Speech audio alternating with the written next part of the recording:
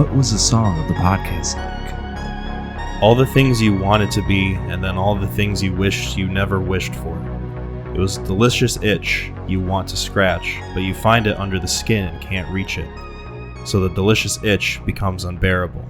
It told you what you most want is what you most can't have, and that the most you can't have is what you already had and lost. It was a podcast of all the promises I failed to keep, and it told me I don't really want to record the Neon Crew podcast. Whoa. The first thing that pops up on IMDb under the quotes page for Christopher Nolan's The Odyssey 2026 film is that exchange, is that piece of dialogue. One that I think has resonated with a lot of people, not just in terms of the line and what it means Pop and culture. You know, just like overall themes of the movie, but the music during that whole siren scene. Maybe one of the more popular tracks from the film. If I listen to it again, if I'm to go by Instagram Reels standards, because when you post, I know you don't post a lot on Instagram. Mm-mm. When you post on Instagram and you include a track, it automatically brings up like the top tracks that are being used for Reels being posted to Instagram. Oh. And Sirens by Ludwig Göransson, I believe. Okay, probably butchering that, is the top one. And has been the top one for a bit of time now. I wonder if that's if you pull the visual, the image, the meme, the like Matt Damon screaming. Yeah, if that gets associated with it. They're often paired. Yeah. Yeah. I'm sure like at least 65, maybe 70% of the time they use the songs is to that video. Okay. Or at least like a picture of him screaming. Yeah. But you know, I'm excited to dive into this. Yeah. Dive into the deep Poseidon laden sea of the Odyssey. Polyphemus. I think that's how you pronounce it, right? Of course. Do they say his name in the movie? I don't think so. Yeah. I think it's just left kind of at a distance. Yeah. Kind of a lot like, you know, some of the supernatural elements of the Odyssey when Christopher Nolan touches on it, but we'll talk about it. We will. Hello, everyone. Welcome to episode 124 of the Neon Crew podcast. My name is Kyle. I'm Mac. Hey, so it's been a minute. It has. It's been a minute. How have you been? I haven't seen you in a busy great jaunt. I feel like Odysseus at sea, wanting to see his son. Yeah. You know, you're like a son to me, even though you're 5 years older than me. Yeah, it's been we've been busy. It's been a busy summer. We were supposed to record last week, and football popped up. So I had Preston up here. So like whenever he comes up during the summer, it is literally as busy as you can possibly be. Like I think we tell people, like me and my wife, pretty used to this kind of lifestyle, especially when he comes up. But like you tell other people about what you're doing, they go, Jesus fuck. Yeah, so we weren't able to make it happen. I was like, I've got 4 straight days of things going on. I was like, I'm not going to do a Friday, and it will buy me some time where I can actually go and see these movies. So that's what's been going on, my man. It's been living life. It kind of worked out because Megan had family up last week. Yeah. When we were supposed to record, and when you messaged me that, hey, I think we need to push this back. I've got all this stuff going on. I'm going to be, coaching late. I thought to myself, this kind of works out because now I can spend time with people that are visiting us, people that I have a limited amount of time to spend with anyway because they're out of state. And then also at the same time, at the end of that week, my family was in town from out of state. Yeah. And so it overlapped and became like a very kind of like busy weekend. So even if we did manage to record last week, I don't know when the fuck I would have had time to edit the thing. Right. So I think it worked out for the better. Yeah, for sure. And plus, we could check out some movies in between. I saw the new Spider-Man. Ah, God damn it. Yeah. So Preston didn't drag you to that one? Dude, I tried dragging him to it and we got into an argument. Oh, is he anti-Spidey now? No. He hates Toy Story. He hates Spider-Man. No, I think he just, sometimes like when he's got to go back home, it's a lot sometimes, especially being his age. I don't blame him one bit. It was Friday and I was like, you know what? Like, I want to see this thing. And I'm an idiot. And I'm like, Marvel's kind of on the downside. I don't know how many people are going to be pumped about the new Spider-Man movie, And I was like, do you want to go? You want to see it? Nah, I don't know. And I was like, all right. Like, well, and I just thought, you know what? Like, I'll work past this. I'll just bring it on. Like, we'll have a fun time. And I go to look at viewings, and it's like almost sold out, almost sold out, almost sold out. Yep. And you can't find two seats next to each other. And I just thought, what the, and so I didn't see it. I've been having this itch to see it, and it has not happened yet. And my fear is I either need to see it within like the next 3-4 days, or it's going to be out streaming in 6 months. I promise you it won't be, because it has already crossed $1 billion.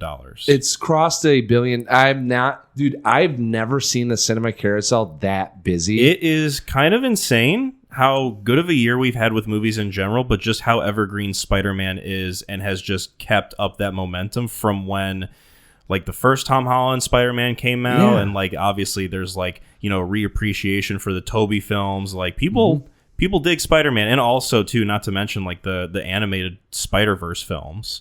Like those have also just helped perpetuate the brand and like the popularity in people's eyes. And so this one came out, and it's like, It just so happens to be a film that, maybe to show my hand for like a potential future episode, if we talk about it, I think is quite fun, and maybe like one of the more fine-tuned Marvel movies to come out in recent memory.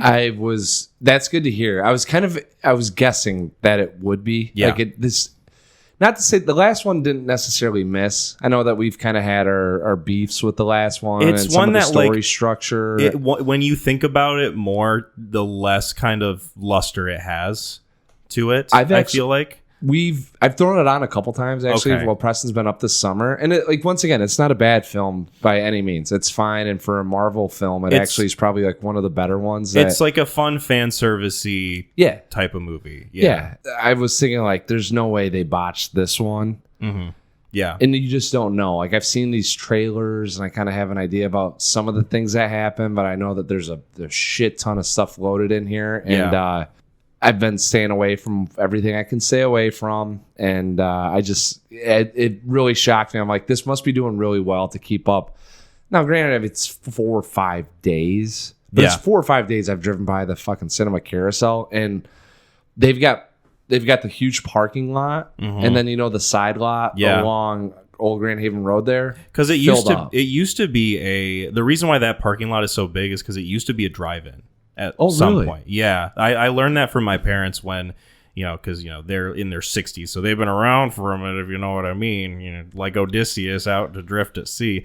But they told me that it used to be a drive-in, and that's why the parking lot is so big. Yeah. And like, that makes sense. Most of the time, if you're a trucker hitting the old country plane and you come across the cinema carousel, you can hitch yourself up a nice little camping spot there and take a good old nap for the night. Yeah. With how much space is there. Not this weekend with Spider-Man. No. This thing was fucking jammed. I saw it Sunday because I had gotten tickets for me, Megan, and her brother like 3 weeks before. Yeah. And we went there, and it was just like full as could possibly be. Luckily, I was still able to park. There were still some spots open. Yeah.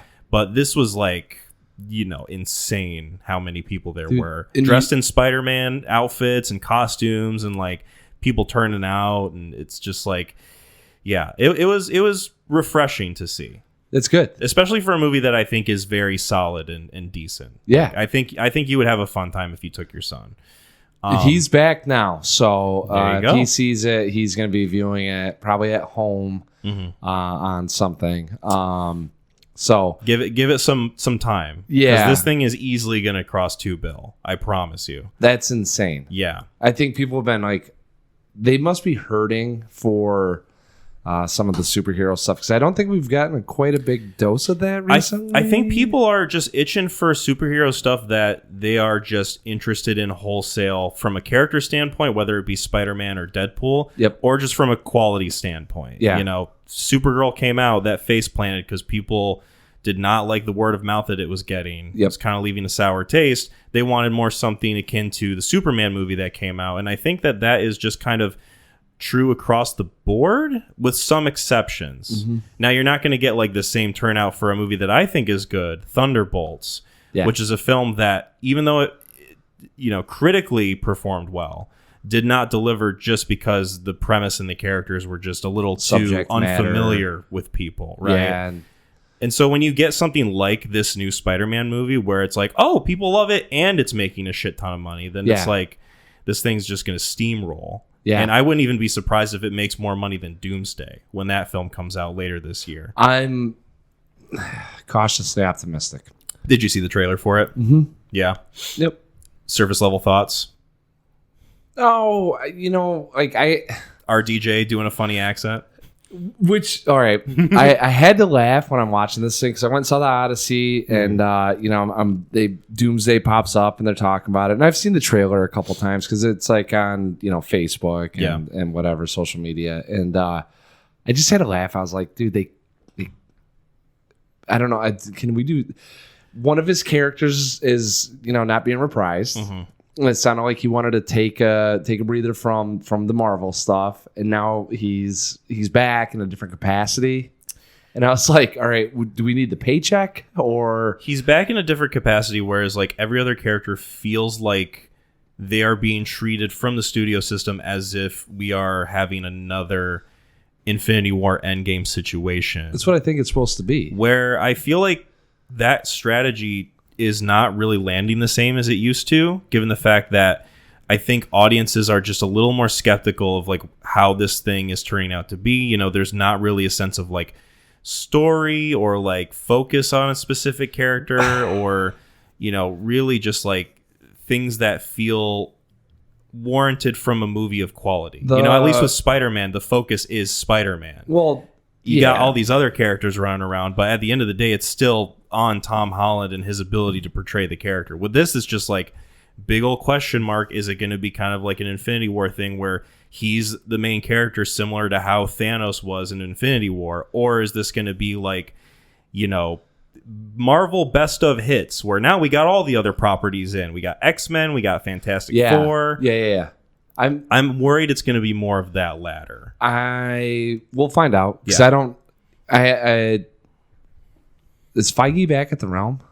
I think he hasn't left. I thought he said once Endgame ended, he was like, I'm stepping back. I'm going to be more of like production assistant or help out with some of the directing or strategy with it, but I'm not. He might have said that at the beginning, but I feel like with the whole Jonathan Majors thing and like them having to really pivot hard back to something that people are like comfortable with the Russo brothers and RDJ, then if he's back at it and the Russos are in there, I feel like they'll have a little bit more of intentionality with what they're doing.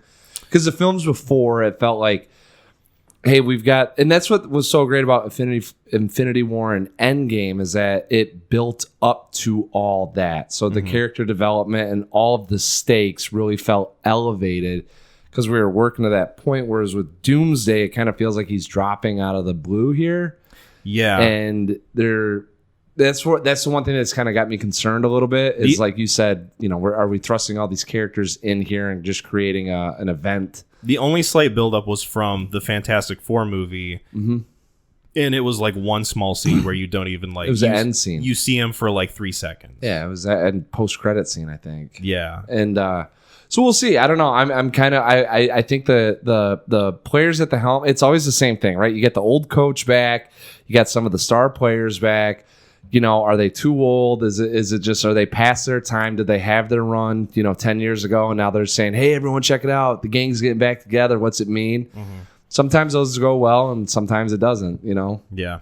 So I don't really, my thoughts on it are too much. I'm kind of keeping myself at an arm's length with all the Marvel stuff going on. So that way, even if that's a good place to be, honestly. If it's PP Wieners, at least I'm like, I'll be entertained, because like if I get invested, like I was invested a little bit a couple of years ago and done, just it's more just like from a curiosity standpoint that I continue to see these movies and like where are they going to go? What wacky shit are they going to do? They are entertaining, right? It's entertaining even if the movie like doesn't totally land. I feel like there's still like a fun conversation to have about them. Yes. What I feel like they're going to do, especially after the success of this new Spider-Man movie, and especially if they're going based on the comic book storylines, even Avengers Doomsday doesn't like fully make all the money that they want it to, I think they're counting on that to be made up from Secret War, and the fact that if my inclination is correct, Spider-Man is supposed to be like a central character to that arc.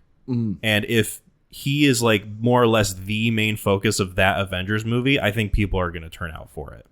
Whether or not Doomsday, like, you know, Doomsday, I feel like would have to absolutely faceplant financially and critically in order for them to have to be like, we're in panic mode.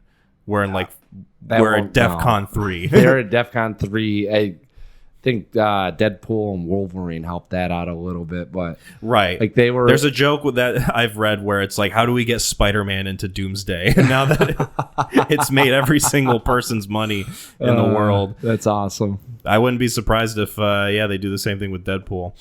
They got all the X-Men in there too.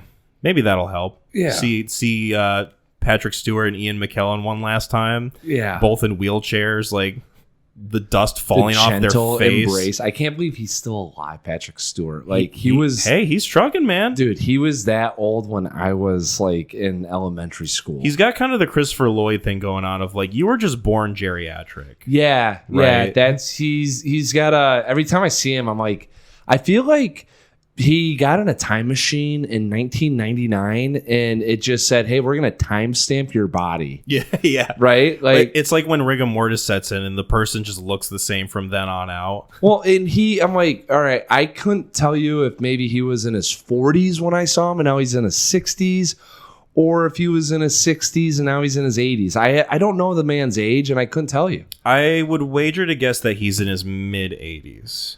I'm finding out right now. Yeah, because like he was in Logan, which was 2016. It's 10 years ago, and I was like, he looked older in that movie than he does now. He's playing like a decrepit, like wheelchair-bound version of himself, even in that film. Yeah, a decade earlier. He is 86 years old. That's insane to me. Yeah. I would have. It's funny that you asked that too, because I was like, oh, I'd hedge my bet. I'd go like mid 70s, upper 70s. No, because I feel like he was even like in Green Room, just kind of hobbling around. Yes, like that's that, what I'm saying. Like that old man walk that I feel like Willem Dafoe is starting to get. Dude, I saw him in fucking Star Trek when I was like 8 or 9, and being like, now that's a grandpa right there. Like this guy's up on the verge of retiring, right? Mm-hmm. This series is going to be about him like going on one last voyage, right? Yeah, and then all of a sudden he pops up in things, and you're like, how is he still doing it? And I guess he's really just doing it though. I mean, he's 86, so he's closer to 90 than 80. Guy loves to work, and better yet, he loves getting boatloads of cash well into his golden years. God, I gotta find that fucking bloodline. Yeah. Hey Patrick, long lost grandson. You just got to get a bunch of surgeries and shave your head to look like Patrick Stewart, and then you can just like kind of take his place as time goes on. Yeah, right. Speaking as time goes on, yes, this is a story about perpetual time and time lost at sea, time lost from family, time lost because of the gods or because of man's own false sense of confidence. Yeah. Of course, I am talking about Christopher Nolan's film, The Odyssey. Now, we're going to discuss The Odyssey with spoilers. Yes. Are we talking Troy after The Odyssey or before? I would say after The Odyssey. So we'll have a little discussion. We didn't bring Troy to the table, but both have thoughts. One of us has watched it recently. One of us watched it when it first came out. Yes. All right, so let's do Christopher Nolan's The Odyssey. 2026 film that is 2 hours and 52 minutes long. Nolan really got the scissors for this one. Not as long as Oppenheimer? Yeah. What the hell are you doing, dude? What are we doing? And there's not enough time cuts? What? Is this a Nolan film? Someone else got their grubby hands on it. Didn't know I was watching a fucking Gremlins movie so fast. Damn. So this is written and directed by Christopher Nolan. Another writer, Homer, is also credited in here, so that's good. Some unknown author really kind of coming up. That he gave it, credit to the source material. This is an adapted screenplay. What's fun, just real quick, Letterboxd has the credit for Homer. Do you want to guess what his picture is? Oh, Homer Simpson? It's like, I wish. It's like of a Roman bust of the guy. Roman bust of the guy. So like if you go to the credits for like the crew of the Odyssey movie. Yeah. It's just like a bunch of like real people with their like, headshots and like, looking all with their nice fresh skin. And then you've got this bust of Homer just there. And it's really funny. Yep. There we go. That's what he got credited in this thing. Hey man, those residuals, BC they'll too. be coming in. Yeah, it's been a while since I've hopped on IMDb and saw it going up to down on the when this guy was alive. Yeah, 50 must have been a good run though. Especially back then. That's what I'm saying. Yeah, surviving was it? He's like plague? Patrick Stewart age back then. God damn it. Okay, so written, directed by Christopher Nolan, also with the help of Homer. He punched it up. I guess I'm baffled that he like, who's calling him out? You know what I'm saying? Like, right. Everyone's kind of like, it's anonymous. Like, that feels like a lose-lose. Like, you don't do it, people are like, oh, he's a fraud, he fucking stole, and then you do it, and you got people like me like, really? Do we have to go this route? This is more based on "Oh Brother, Where Art Thou" than it is by Homer's classic. Yeah. All right. Well, so it's starring Matt Damon as here we go. Odysseus, Tom Holland as Telemachus, Anne Hathaway as Penelope, Robert Pattinson. Perfect. Robert Pattinson as Antinius, Corey Hawkins as Polybus. Polybus, yeah. Polybus. So. I want to give him a shout out. I think he's very good in this movie. Oh yeah, when Travis Scott plays Bard, and yes. I saw a little. He's the first face you see in this movie. I'm like looking at him. I was like, I don't know who that is, and I'm shocked that they have this going as, but no, very intentional casting, which I appreciated when I heard the snippet about why he got the role. Yes. Don't want to do that. And then, there's just who's who. John Leguizamo. Yeah, as Eumaeus. Yes. So they have Agamemnon. Or I should also mention that Shane Bernthal's in this as John Bernthal. Should I say Shane? Yeah. John Bernthal. He said his character from Walking Dead. Jesus. John Bernthal plays okay. Menelate. You were doing very well, I will say. Menelaus. Yes. You got it. Well, I'm trying to go through here. What's funny is Troy pronounces it Menelaus. Really? And it fucked me up a little bit. Oh, you're like, movie. Who's that guy? They kept saying it. I'm like, is this a new character I haven't heard of? Like, what the fuck? Wolfgang taking his own interpretation of the name. A little bit. Yeah. Charlie Theron as Calypso, Zendaya as Athena. Logan Marshall Green plays Melanthius. Mm-hmm. And anyone else that so there is and I fucking called it. I was so proud of myself. Agamemnon's played by two different people. One is the person where I'm guessing you're seeing the front side of him, and then one is the back side.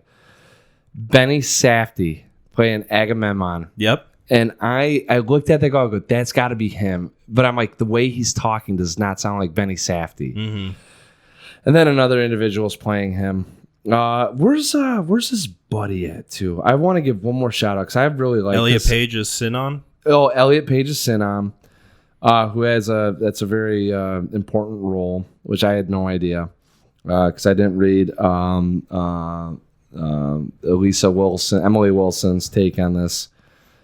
Where Lupita Nyong'o's in this? Jesus Christ! Yep, she plays Helen. Who's who? And right? Clemestra, her sister, because they're twins. Tyresis, James Remar. Oh, James Remar. Yeah. Yes. Oh, I can't find the guy. Who is Odysseus's second in command? Oh, Himesh Patel. Yes. Mm-hmm. I thought he was really good. I fucking loved him so much. What a guy. What a bro. Yeah. As Eurylochus. Yes. Of course. Eurylochus. Okay, so that is our synopsis of the Odyssey. Just getting through the names. Just naming characters. So this is Von Homer's classic, The Tale of the Odyssey. The movie starts out with Travis Scott banging, this staff, kind of just shouting I don't even remember. It was very clear. It was kind of articulate. It was like the war, the horse, and yeah, he's saying nouns prevalent to Odysseus's journey. And, yes, his story from what they've heard so far. Yes, from everyone that has journeyed with Odysseus, has seen him, came back from the war. We are 20 years past when he's left home. He's left dear old Ithaca and Penelope. To go to Troy to get Helen of Troy, or Helen of Troy, right? Helen back, from the Trojans. Mm-hmm. All right, and there's a little bit of the time mixing going on, so we get to see old Penelope there sitting there. Her name's Penelope. I'll just say it. Wait, really? That's how it's pronounced? What? Shit, dude. I just like saying Penelope. I'm gonna have some editing to do. Oh boy. So they're telling tales, and we get to see all the suitors in there, and Telemachus comes out, and you're kind of figuring out, all right, this is Odysseus' son, and he's talking about how he's rubbing up against the suitors, trying to get after his mom, and he wants to be the heir of the throne, the king of the castle, and he's still a young boy. He's not ready to take these men on. And we cut over, and we kind of get to see Odysseus with Circe. What's her fucking Calypso, thank you. Mm-hmm. Calypso, and we're learning, as he's recanting or thinking of more of his journey and his affairs going on, and just kind of remembering. And that's where we just get into the story. We see Sinan, Elliot Page there with the Trojan horse, and then it's from there. This is all exposition too. It's just kind of building up with what's going on, who's who, how's the story starting. And then we dive right into it with getting more of Matt Damon, Odysseus's memories, and kind of refiguring out who he is, where he's at, what's going on. A lot of the gods are at play. During that time in Greek mythology, there's probably 1 billion of them. Every one of them controlling something.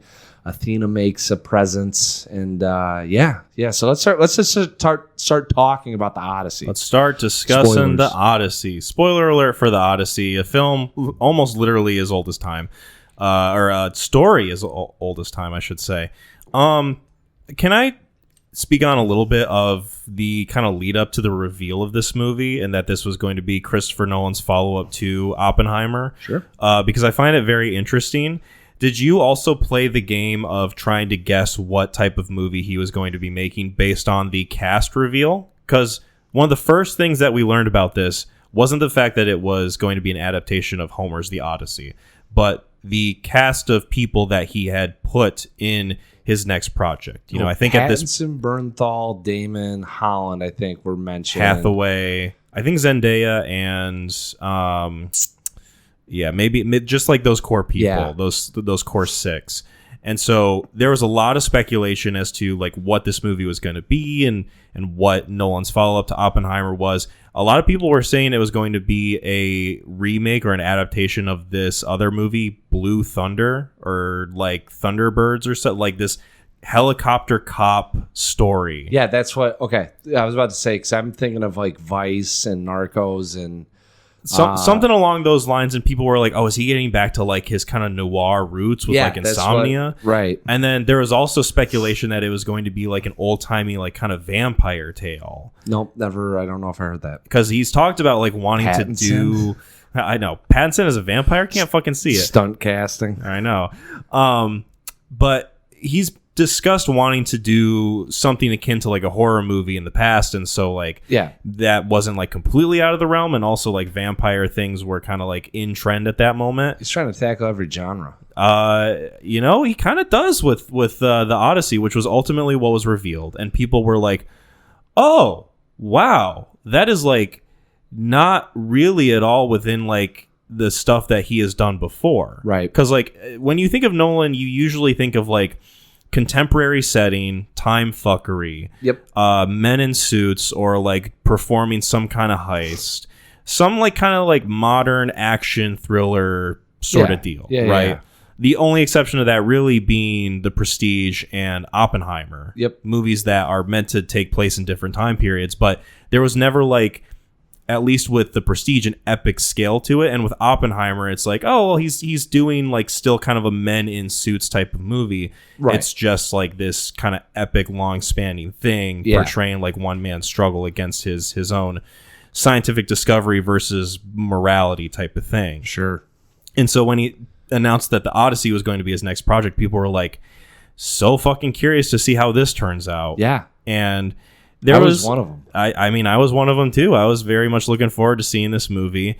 There were obviously some bad faith people online discussing some of their hiccups with this, claiming it to not be historically accurate from what they saw from the promotional footage in the trailer, even though this is a movie featuring a Cyclops and gods and some version of magic to an extent. Yeah. They make that very prevalent in the beginning. When it opens saying, in a time of apparent magic. Yeah, I is kind of a striking tiptoey way to open a movie with that, because and I'll explain it later as we go along with like how he chooses to portray like the gods and Zeus and all this shit. Yeah, all this shit, all this fucking bullshit going on, and so you've got people talking about this movie saying like, oh, it's woke, it's got like people of different races and like all this stuff. It's got Elliot Page in it, blah, blah, blah. And I'm just sitting there thinking this movie's going to hit.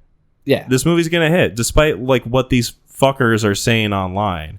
This thing's gonna make money. That should be your cue to stop waking up and reading Reddit right when you wake up. I love that you call it Reddit, but also you are right. I should probably get off that as much as I am. Such a sour disposition to wake up first thing and see people just bashing. The first thing I do is just furrow my brow and just like snarl my nose, much in the same way that Cersei makes the men feel when they're eating the pigs, the pig slop. So. But no, this movie came out. I saw it in IMAX, saw it in 70 millimeter about 3 weeks ago. Yeah. And then saw it again at the Cinema Carousel normal format. I have tickets to see it in IMAX again in August and September because I'm a little freak boy. And I had a really fucking fun time with this movie. Ooh, that's awesome. I'm not going to lie. I really dug this. Okay. In a way that the first 20 minutes of this movie had me a little worried because it is, and it went down smoother on the second viewing, I will say. But the first time I watched this in IMAX, I said to myself, like, oh no, he's fucked it. Because it's very kind of indicative of like that Nolan exposition that we have gotten a lot in different movies before, with Inception and Tenet and all this shit. And the way it was editing with like the very kind of like quick cuts between characters having a simple conversation, I was just kind of bracing myself for like, is this the whole fucking thing? Because if it is, I don't know. It's Nolan. I don't know. I'm a little sweaty in my chair here. And then it gets past that scene. You're introduced to Odysseus, and you really get to see his journey unfold in a way that to me was just compelling from beginning to end. I was so hooked into this. I was locked in. This thing flew by for me. I really had a good time with this. I don't know, compelling. This is like one of those movies where it's not long. It's long, but you're never drawn away or yawning or looking at your clock or thinking like it's really like a ride. It really is just like one of those nice like tours up in the UP where you go along the coast and the guy's explaining everything and you're just enthralled. Yeah. As someone who has seen it twice at this point now, the second time viewing it for me was more just kind of anticipatory. Like, I can't wait till we get to this moment. I can't wait for this moment to hit. Yeah. Like, oh, I know what scene's coming up. I'm really excited. Kind of fanboying, but in a way that was more so just for like the craft and the pace of the movie. Yeah. And I don't know. I really dug this. I'm curious your thoughts on it. Yeah, no, I mean, this is a good Christopher Nolan film. The first 20 minutes, I was kind of with you. I was like, we're exposition heavy right now. Mm-hmm. I know that it's going to teeter off, but I'm wondering if Nolan's going to do like a linear timeline with this. That was kind of like one of the thoughts with, he likes to experiment with time.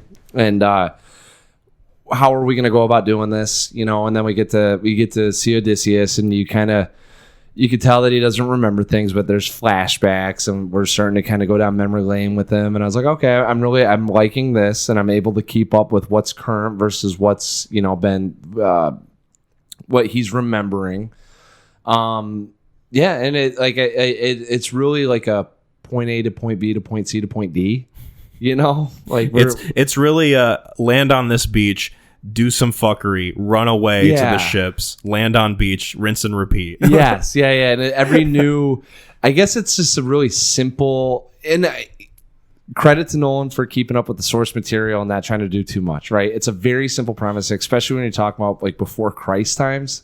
I'm imagining that's why Homer wrote it like that, was like, oh, let's go into this setting. Mm-hmm. We'll do the whole kind of story, a little bit of the story arc here. You know, we're seeing what the characters are the characters are going through. You know, and then we're going to do that again. Like, you don't really have many areas to just hop.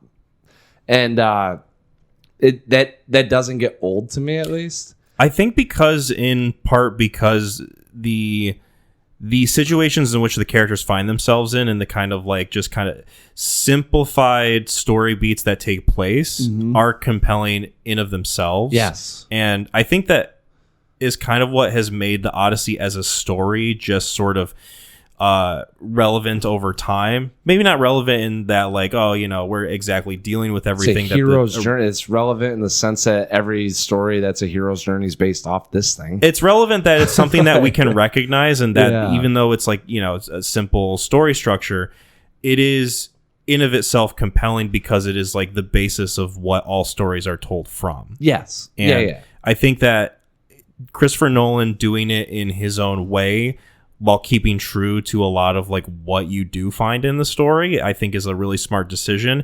This movie, it's not like it doesn't feel like a Chris Nolan movie. And I was very curious as to how, you know, much of his own DNA would be throughout this thing, or if it would just kind of like be lost in the whole like concept of the Odyssey. And this feels like a Christopher Nolan movie. This is a Christopher ass Nolan movie, dude, through and through. Whether you like it or not, and I just happen to really like this shit. I walked out of that thinking, going, one, the cinematography is like, it's Nolan being Nolan. You know, like these wide sweeping angles, the beautiful landscape as we and we're just going through all these different environments and settings, and he's able to just get the right lighting. You know, like if you're in the cave or it's out on they're going against the gods, you know, in the art. I don't even know what those things are. I'm guessing they're like what they call it, like giants or colossus. Oh yeah, the big old boys. Yeah, in the forest. Like I was like, I don't remember this in the story at all. Or in the sound design, it was fantastic, and hearing Polyphemus when he gets blinded, when he fucking screams. Oh my god! And it's like it's the loudest thing you've ever heard. There's a lot of people online that are kind of, in fairness, complaining about the noise of it and it being too loud. No, I fucking love the fact that it's almost too loud. That like, you got a 60-foot creature screaming in a cave.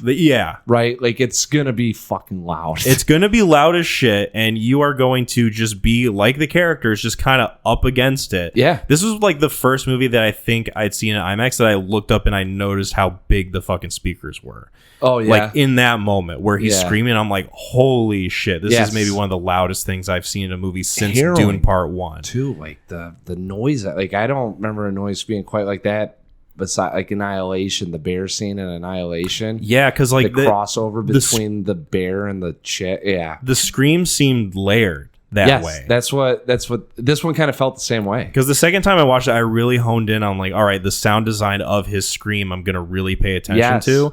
And there's like so many different kind of layers, and you can't really tell where the echoes end and where the voices begin. Right. Because it's just like, oh, I can like maybe kind of hear just like a dude screaming in there. Yep. But also it's so loud that it gets muddled into everything else. It's so good. It's so good. And then the, you know, just everything else going on. I mean, with the bow, just a little twang that it gives. I thought the soundtrack, if you will, or so you have I've been rocking out to the score on the Spotify. Score, the score is just fantastic. And then there's like these and this is so intentionally made too. Like that's where you kind of, so one of the things they talk about in the Trojan horse and as it's picking up the beats, and you can feel it ramping up. He was talking about, he said, if you were in kind of like this tin coffin or whatever it was made out of, and sheets of metal and wood and stuff, and the cacophony of what's going on as people are banging on, it's just going to get louder and louder and ramped up as it goes more and more. And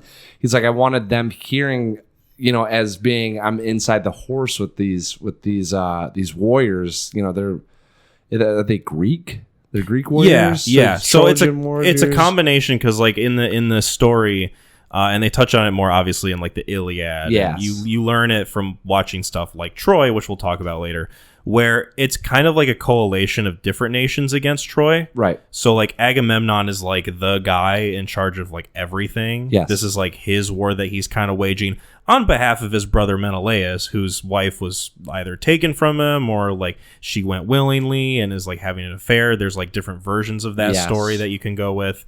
And I think Nolan like balances, not here like, to judge. Not here to judge. You do your thing, Queen. Yeah.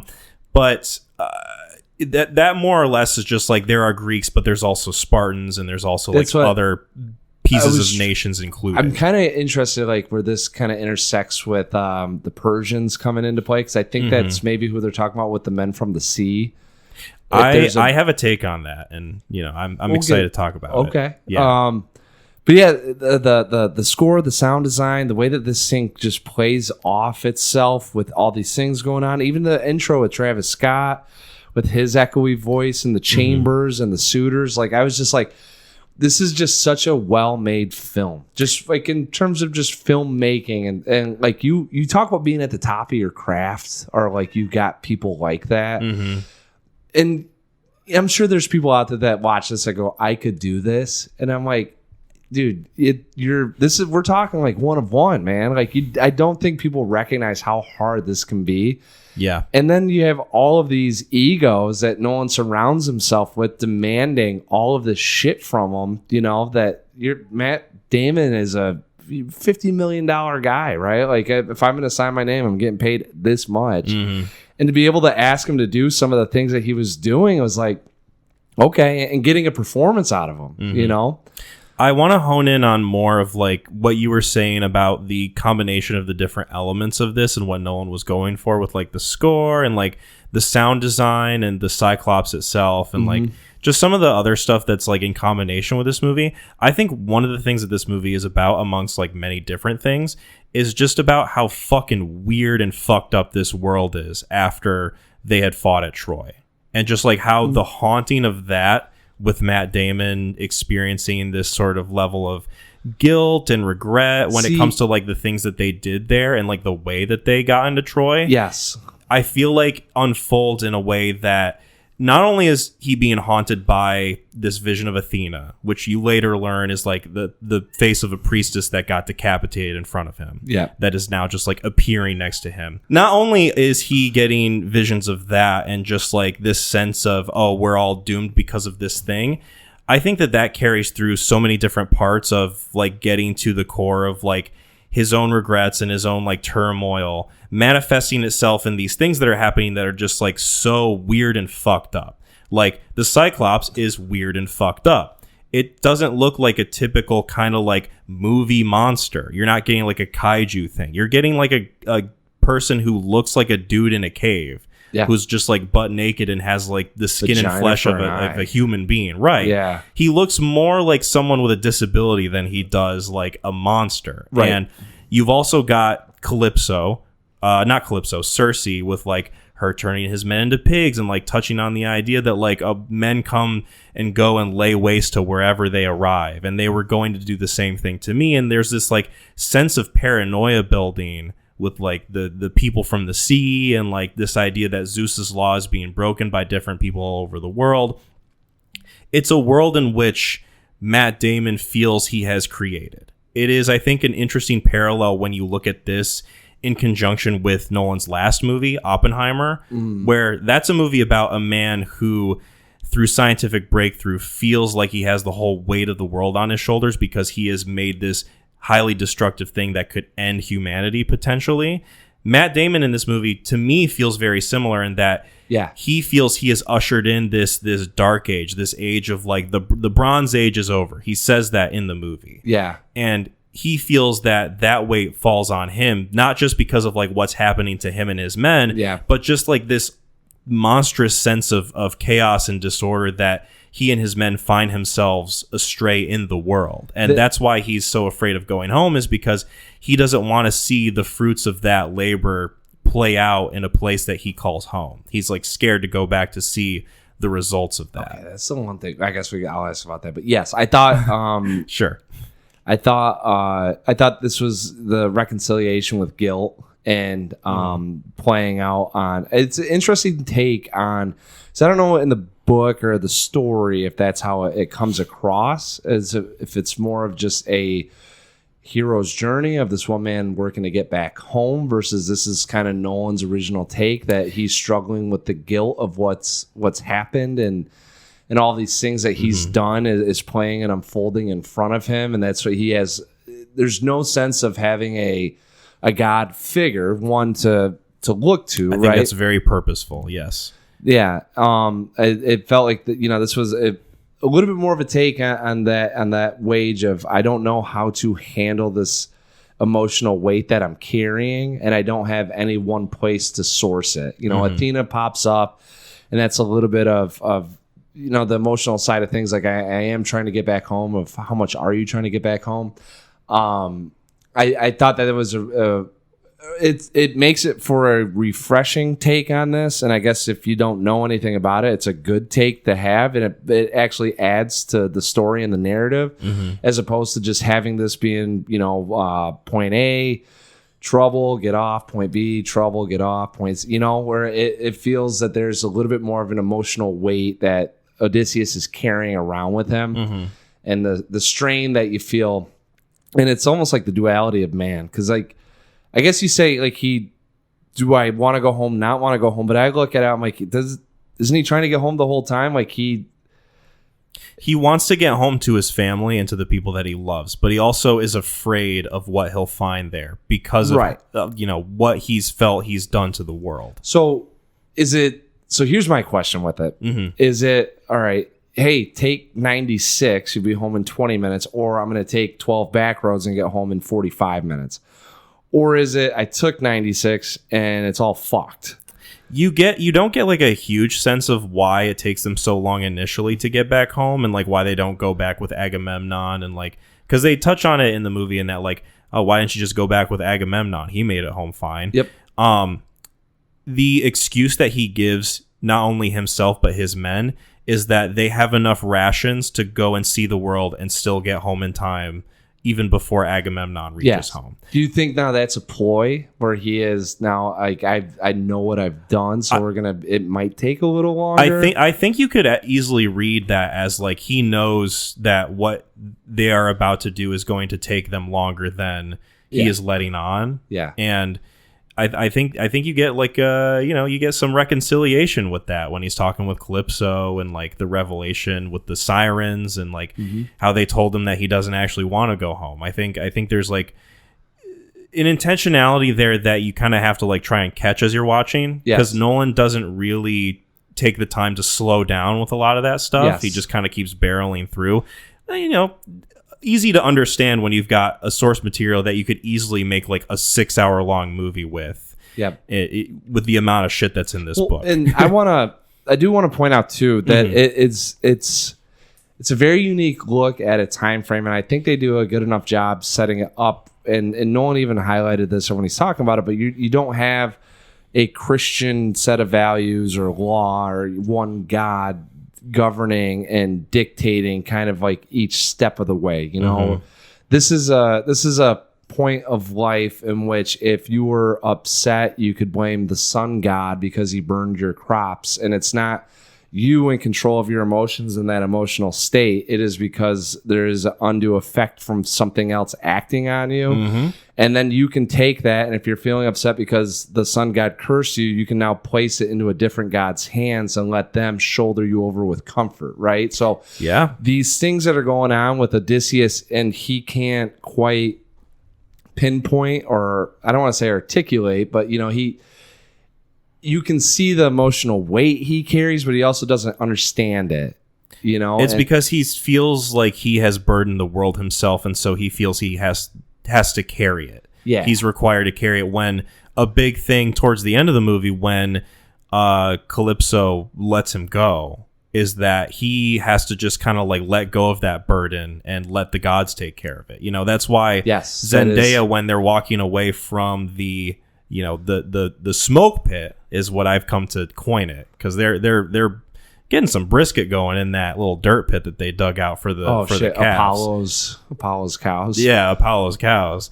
When they're walking away, she says something to the effect of, why do you feel it's your responsibility, or why do you feel it's your burden to bear and not the gods? Yeah. Like, they are both kind of simultaneously like telling him, hey, you don't have to worry about this. Like, we're in control. We got you. Yep. Like, the reason you are kind of marooned in these many situations is because you feel you still have control. Yes. Also, why do you feel you have control? You're making us angry because you think you have control. You're not relinquishing this. You're not relinquishing this to us. This is something that we get to deal with. And I just love the fact that there's this kind of blurry line that Nolan intentionally creates with this movie, in that, like, you could easily view this film and think there are no gods. There is no, like, actual divine thing happening. Like, obviously you see a Cyclops and, like, men get turned into pigs, but I feel like there's a version of this movie that exists that you could just kind of like sit back and go like, yeah, this is just kind of how the world works. Yeah. And I find that very fascinating that he kind of toes that line. Yeah. For sure. So did you read the original text, or at least like a translation of it in school? Yeah. I had I probably had like the fucking the crib notes of it, like, I don't think it was. I'm looking at that, guys, like, I didn't read that thing. But it's almost more impressive looking than it actually is, because it's like 100 pages of introduction that I skipped. Oh, okay. So you're really right at the beginning. I'm like still right at the beginning. Yeah. No, we didn't read that, but there was I was very familiar with the story. Hard not to be. Yeah. Well, I mean, if you go through school, and I got enough of everything that he was touching on, I think there was maybe like one or two things that I was like, oh, I don't remember that, or that's new. Mm-hmm. But outside of that, I don't know how.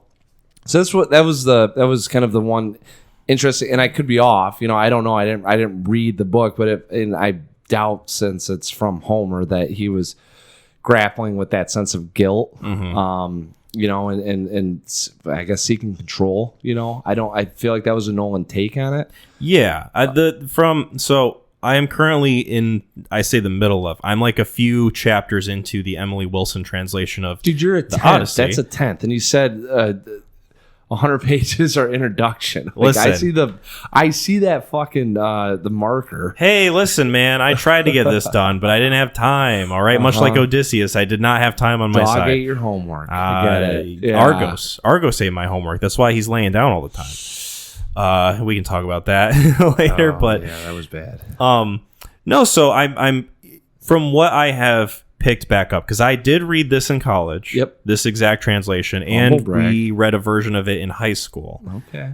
So from my recollection and this kind of like diving back into it, it reads very much like the Bible. It's very much just kind of like, this is a direct kind of like, it's an allegory to things happening, or not necessarily an allegory, just like, we're gonna kind of just like plain face tell you, how characters feel by them saying things out loud. Yeah. And the intentions of like the more like divine characters like Athena and Zeus and like Icarus and all this shit, like it very kind of literalizing the intentions of everything happening. Yeah. And I feel like more of the emphasis of the story is just like kind of like the arcs themselves and the kind of characterization of Odysseus being clever, figuring out ways to get out of situations that they've gotten into. Yeah. That evoke more of like, okay, this guy's like got smarts on his side rather than just like brute strength.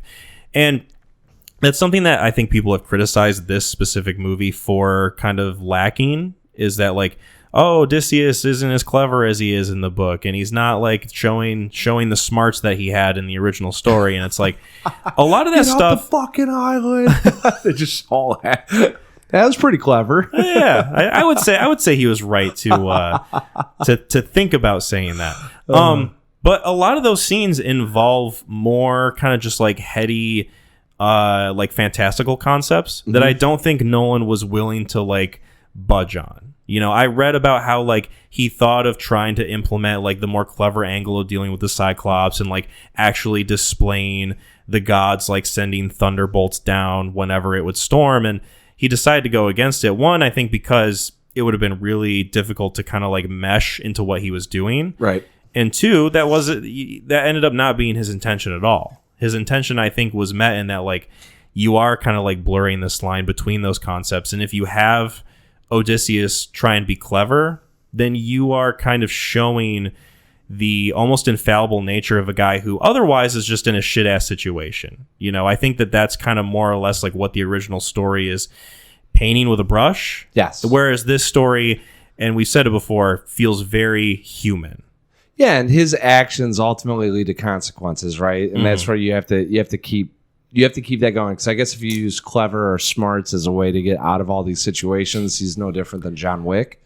The two instances that we see are when he comes up with the idea to send the Trojan horse into Troy, and when he's dealing with Cersei to try and get his men back. Yes. So it's not like we're completely lacking in that characterization of him. It's just there's so much film that it feels so few and far between. Even the Cyclops thing, I mean, he's like, let's get with the sheep, take this, and we're gonna make it so that the hide or whatever you want to, the fur feels enough that when he grazes the hand, you know, I mean, I think there's enough. There's only a couple times where you're kind of like, that's bullshit. Like he's just, you know, on the island with the giants, and then, but even in the whirlpool scene, you know, where he said, if I had told you this, we would have gone this way, we'd be dead. Now we have a chance to live, right? Like I just don't think.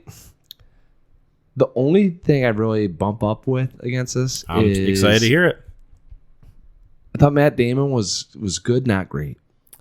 You know, he's one of those things where he's playing a character that I think is meant to be sort of like a jack of all trades performance. Yes. You know, you are the first on the call sheet in a movie that has so many interesting like character actors and like really good performances, and it's almost like a thankless role to play a character like this, in that you are the guy, but you're also kind of just meant to be a guy.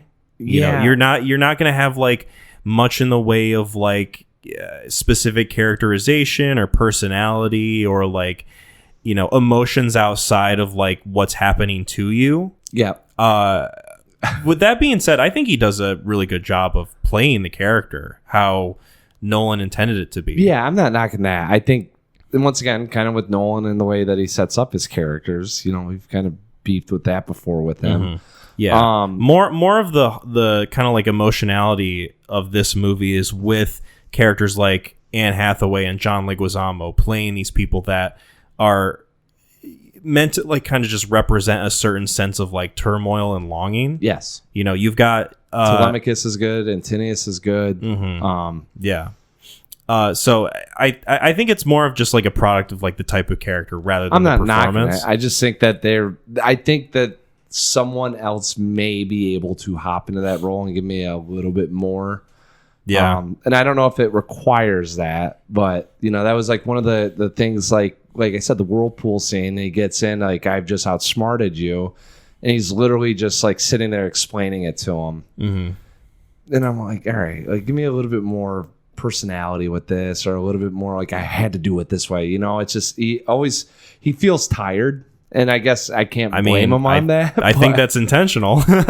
Yeah, but like he's a guy that's worn out. 20 years he's been. It's really hard to play tired. Am I right? I mean, that's what I'm saying. Like it felt like there could be a little bit extracted from that. That's all I'm saying. And like I said, he was good. It's not like I'm not knocking his performance at all, being like this is a full star or less because Matt Damon sucked. Sure. I think he was good. It's just. And it also, what's that say about you if Nolan's like, I need to find a bland character to play this bland person? I don't know if it's necessarily just like bland as it is like who can I find that can carry all these scenes well enough to get us to the next thing. You know, I think you need someone like Damon who has like kind of an even hand at playing like all sorts of different characters to get us through different types of scenes, like with the giants or with Cersei or with Calypso. You know, you kind of need someone who like can just kind of mold himself into whatever the tapestry of the scene is calling for, and I think he's doing that well enough. I'm not going to say it's like, you know, a fucking powerhouse performance or anything that he's given, but I think it's in line with what the movie's asking. Yeah, and it's challenging with given the time and how no one's kind of keeping it true to the time with probably like what their line of thinking was with all this stuff going on, right? Like are there other performances that stand out more? Absolutely. I think Anne Hathaway is like a prime kind of example of a standout performance in this movie. Robert Pattinson, obviously, like being a really good kind of sniveling asshole in this film. Fucking plate licker is what he is. Fucking plate licker. I think if I were to pick, just like based on looking at the cast pictures right now in front of me, the three that stand out to me are the three that are in the same row, and that is Samantha Morton, John Leguizamo, and Himesh Patel. I think those three are like... Samantha Morton is Cersei. Yeah, she wasn't... Yeah, she... Yeah, I think I was just weirded out by the whole scene. I really had a hard time, like, gravitating towards her. I love how weird and kind of offbeat she is from the jump. Because the scene introduces her and she comes in and she's, you know, like screaming, you're attacking me. And then, like, things settle down. She's immediately got this cadence of like, oh, you know, I don't really fit into what's happening. And I think that's very purposeful. And, you know, I kind of love, even from then on, after everything is like settled and he's got his men back, that she's just like, I'm still going to be kind of weird. Yeah. I'm still going to deliver these lines in a way that's like going to make you uncomfortable, make it off-putting. And it's not like she feels like an evil witch, just like a strung out woman that is just like, you know, kind of having some fun while also like tired of men, dealing with the trauma of men existing in the world. Yeah. I mean, hey, who could blame her? I thought she was. I don't think anyone was bad in this thing. I don't think there was anyone that I went like bad call, not good. You know? Yeah, there's been some talk online about Tom Holland playing the character in a way that's like, oh, this feels like. He feels amateur. He feels boyish. Blah blah. It's like I think he's kind of supposed to be. Yeah, that's Telemachus's whole deal, is that he is still a boy, even though he's technically of age. Like, he's like 23, but you know. Do you know how old Tom Holland is in real life? Yes. Do you want to take a guess? 27. He is 30 years old. 30. Mm-hmm. Yeah. The big 3-0. Yeah, he looks like a boy though. He has said somewhere in some interview that he feels this is the last time he could play a boy in a movie. And I'm looking at him thinking like, give it like maybe another 5. Yeah. Give another 5, Tommy boy. Yeah, but it's also probably like I'm becoming more and more of a household name now. Mm-hmm. You know, like I can't, like he was in this and he wasn't like, hey, I'm 15. Right. You know what I'm saying? Like it wasn't like you're looking at it going like, it's not like Cody Smith McPhee, you know, someone who's like never able to shave in his life. But, he was believable. And like there was a comment that I saw online that said, I can't believe they cast Anne Hathaway, who's 43, to play Tom Holland's mother, who is 30. And someone commented saying, hate to break it to you, that might be one of the more historically accurate parts of this thing. Like, yikes. But how old's Odysseus then? I would guess like probably 50s.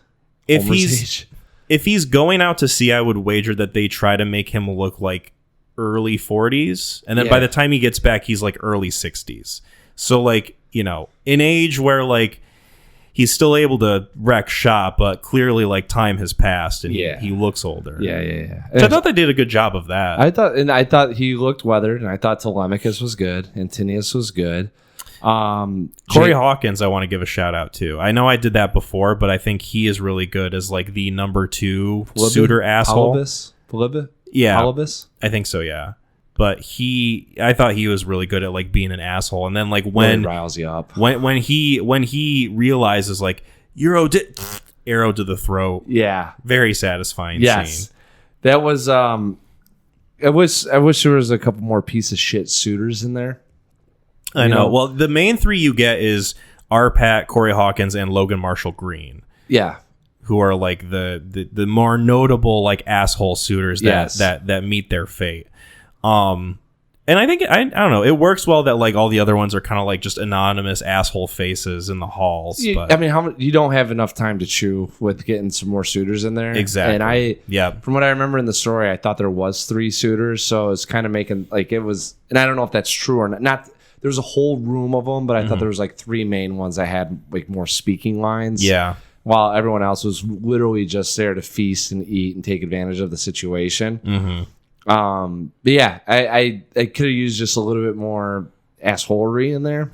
Sure, I gotcha. You know what I'm saying? Well, I mean, all these guys are catching their fate, and I'm like, yeah, I feel bad, but like, you know, I mean, come on. Yeah.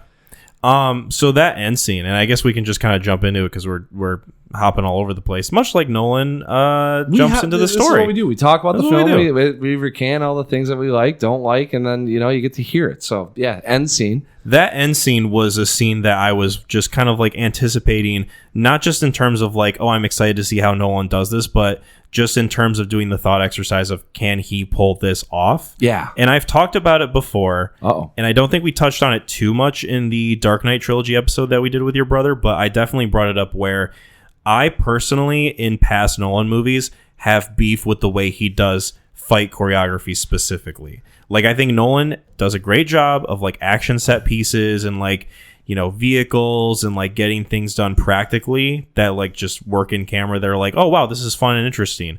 I'm engaged. His fight choreography in the Batman movies is, to me, just straight up kind of bad. Ass. And I was really worried about how I shouldn't say really worried. I was very curious as to whether or not he had grown as a filmmaker in terms of like displaying fight choreography on screen, especially when he's given an R-rated. Like, if you sat down with him, are you saying, like, do you say that to him in that exact phrase? Not that exact phrase, okay? Because I don't want him to walk out on me. But I think I'm proud of the fact that I feel like I'm able to tell a growth in terms of like a technical skill as a filmmaker from him. Because I feel like the end scene of this was the thing that I remembered most from the original story. Odysseus comes back. He like strings the bow, shoots the arrow, fucking wrecks shop. Yeah. Kills them all and fucks his wife, right? Yeah. Like a man does. And Boobs. I just knew going into this that like there's going to be a big fight scene. Yeah. He's going to have to fight off like dozens of dudes, and it's going to be R-rated. Is Nolan going to allow this to have... Can he open himself up? Yes. Much like Odysseus did leaving the island. And I think he absolutely nails it. I fucking love the last action set piece of this film between him and the suitors. I think it's great. I think it's everything I wanted it to be with like the score. You were talking about like how things were just kind of like coalescing together to make this really fun, satisfying thing. And I think he got it. Yeah. I think he did it. Hats off to Nolan. Not ass. Yeah. He did it. He went from ass to not ass. He went from ass to not ass. Yeah. Is it like John Wick level? I don't think anything really can meet that mark. That's my Zeus's laws. But I think he does it in a way that's like really fun. It doesn't like lose the sense of Nolanism. Like you don't feel like, oh, a second unit director picked this up. Like I don't know if I've ever had that feeling watching any movie ever. I feel like I've had that thought with like some blockbuster stuff. We need to, you know what? You need to call that out more. Yeah, I know I should. Because that's a hard drop in a Nolan film. Right. Like, never heard you mention that ever before. To be clear, I'm saying I don't think he does that with right. this. No, that's what you're saying. I'm saying I want to hear it more of like when we're watching these other films, you're like second unit director. Right. I'm more than happy to bring that up potentially in the future. If you get that feeling, just remember. He did. This is fantastic. It's a great way, I think, that they handled making Odysseus more human than godlike, is what you probably would have thought previous when he was at the Trojan in the War of Troy. It's he gets like spears in the back and he gets kind of fucked up. You think he's gonna die at the end? Yeah, actually, I did. I was like, I'm not sure. I don't know after this point. I just remember he wrecked havoc. I remember thinking like, are they going to kill him? Yeah, that's because I knew in the book that they didn't. Oh. And see, that's what I didn't remember. I was wondering if they were going to have that departure of like, they're showing the flash forward of Tom Holland walking with Anne Hathaway and he's not there. Is he fucking buried at sea? Yes. And they didn't kill him. And I'm like, props to him for not going the route that I thought he was going to go. He almost subverted my expectations in that he did the same thing that the original story. He held true. I had no idea. I was watching that thing. I was like, okay, I just remember him beating ass, and I don't remember if he died during this or didn't. He's kind of old. Like speaking of clapping cheeks, in the original story, Odysseus fucks. Oh, dude, all over town. It's fun. It's one of those things too where I'm kind of. I remember when I read whatever I read on this thing, and it was like, hey, he's gonna go off and fuck the sirens, and then who's the other one? There's Calypso, and I'm like, it's just like he's got to bang everyone to get off the island. Like that doesn't sound that bad. Oh no, I'm stuck on a beach with Charlize Theron. Yeah. Oh, what am I gonna do? Damn it, for fucking 7 years, shit, and all we can do is this, and have her find me food. The most delicious food ever that makes me forget pain. Yeah, exactly. Yeah, so I remember reading the story and being like, I know I'm supposed to sympathize with this guy, but I'm kind of just like angry. It's almost like an unintentionally hilarious the juxtaposition in story beats of Penelope is like 20 years long staying faithful to her husband, waiting for him to come home, what I'm saying. Or like news of his death. Yes. And then anything that will come up that she's hanging onto. And then Odysseus is on some island going. Yes. Yeah, that's what I'm saying. Like, yeah, that's why I was like, I don't know if I sympathize with this guy or not, because like in some other world, that's not that bad. Like, I'm sorry you're not getting home, but it's not like there's a gun to your head. Right. You know what I'm saying? Like, I think the only one that you can kind of maybe give him a pass on in the story is Calypso, because she does put him under like some kind of spell. Sure. He didn't have to fuck Cersei. He didn't have to go after the sirens. He didn't have to do all this shit with the Lotus Eaters and all this stuff. Like the Lotus Eaters. That's a whole thing in the book. Holy shit. Homer's just some horny ass guy writing this thing too. Hey man, he's got his wife at home and he's got to fuck his way back. They should have called him Horner. You know, this could be, I'm sure there's some like sea level porn out there that's got this. That's like this story. It's called the Odyssey. Odysseus. I like the Odyssey. I'm surprised I haven't pulled that term out yet in this discussion until now. Odyssey. The Odyssey. He's got that Odyssey to deal with, Sure. Yeah, I guess I'm not really. It's not hitting me. Yeah. I had a feeling. There'll be other people that get it though. That'll be really, and they're like, "That's why Mac's so fucking stupid." I mean, there's not really much to get. It's just me saying Odyssey. Oh, okay. Yeah. Oh, okay. It's very surface level. Okay. Cool. That was one of the rubs, and I'm also happy that in this story it doesn't happen like that. No, I think Nolan, other than Oppenheimer recently, is just kind of a sexless filmmaker, for better or worse. Yeah. And I'm very kind of like in a story where like it's very just kind of like Lotus Eaters, Greek sexy. There's a lot of sexy Greek stuff going on. A lot of people boning each other. I think it's appropriate that he avoids those parts of it simply because of the disconnect I feel emotionally between Penelope and Odysseus' storylines. Yeah. It's like I find it hard to root for a guy who would just like kind of slut himself out and go around all the islands just banging anything he sees. Yeah. But I'm interested in just Nolan's view on sex in general, because obviously it's that's just the second part of your conversation with him. You can tell him how proud you are. Yeah. I'm like, let's talk about the birds and the bees. You didn't go super horny for Odyssey, unlike Oppenheimer, a movie that you would think would be totally sexist or sexless. Is a movie about scientists in the desert, like building a fucking bomb. Well, one, how sick is it that he built the bomb? And two, like, it's pretty sick. We're gonna take out Florence Pugh's boobs in this thing. Like, you're kind of just looking at a really dry, autistic scientist building a bomb. Yeah, I don't know. I'm curious where he goes from here in terms of that, and just in general. Yeah, I think he said he's going to take some time before he tackles his next project. I think he normally does that with stuff. He doesn't usually have a thing lined up while he's making something. Yeah, which is smart. Yeah, which is smart, and it's an impressive output for someone who uses that method. I mean, we've been I think consistently getting a Nolan movie like what every 3 years or so. Sure. Yeah, I'm fine with it. Sam texted me. Sam's like, I'm back on the Nolan train, and I had to give him shit. I was gonna ask him how his thoughts on this film. Yeah, I didn't really get into it because he saw it and I didn't. So we were talking about it, and he's like, I'm back on the Nolan train. Choo choo. And I said, dude, the train's going backwards. I said, dude, you can't say the things you said about him and then be like, all's forgiven. Like, that's not. Hey, maybe that's a conversation we can have on Mike when we have him on next. Yeah, that's right. We'll talk about Zeus's laws for like Thunder Road or whatever the fuck he wants to talk about. But it sounded like he enjoyed it. So they're in camp right now, so I'll get a chance to talk to him a little bit more and see what he thought. But I'm guessing that this is pure filmmaking, man. The cinematography, the editing, it's score, it's truly the like, Martin Scorsese meme picture where he has his hands up going absolute cinema.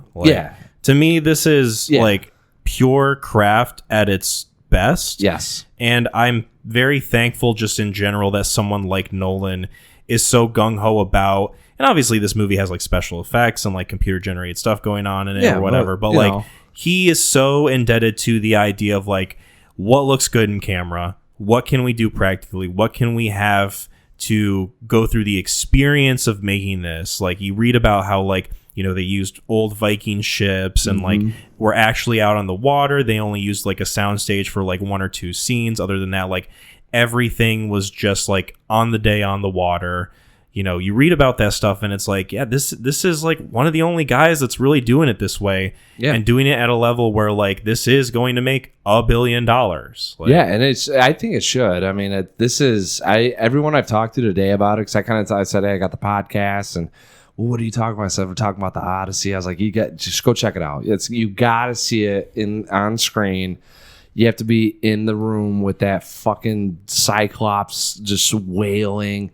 You gotta feel the cacophony, the coalescing of the sounds, and the Trojan horse, and as it's ramping up, and it's that like Trojan horse scene when they come out and they're in Troy. Yes, one of my favorites. I felt a similar feeling I did when he's fighting the suitors, with like that score building up, and like the tension of that just going on for your heart's so racing, long. And it's like, when's it gonna break? When am I gonna get relief here? Because it's like, you can't keep going higher, or it can't keep going faster. And it's just, it does, and it's just, boy, and you don't know if he's going to make it or not. Right. Even though you're watching a flashback where he makes it. Yeah. Like it's crazy the effect that has. Yeah. Like, what, do they get caught? Do they have to, it's, oh my God, just unrelenting. And, I really, I like the end scene. One of the things that I saw or heard was, so he strings it, right? He's the bagger, he strings the bow, and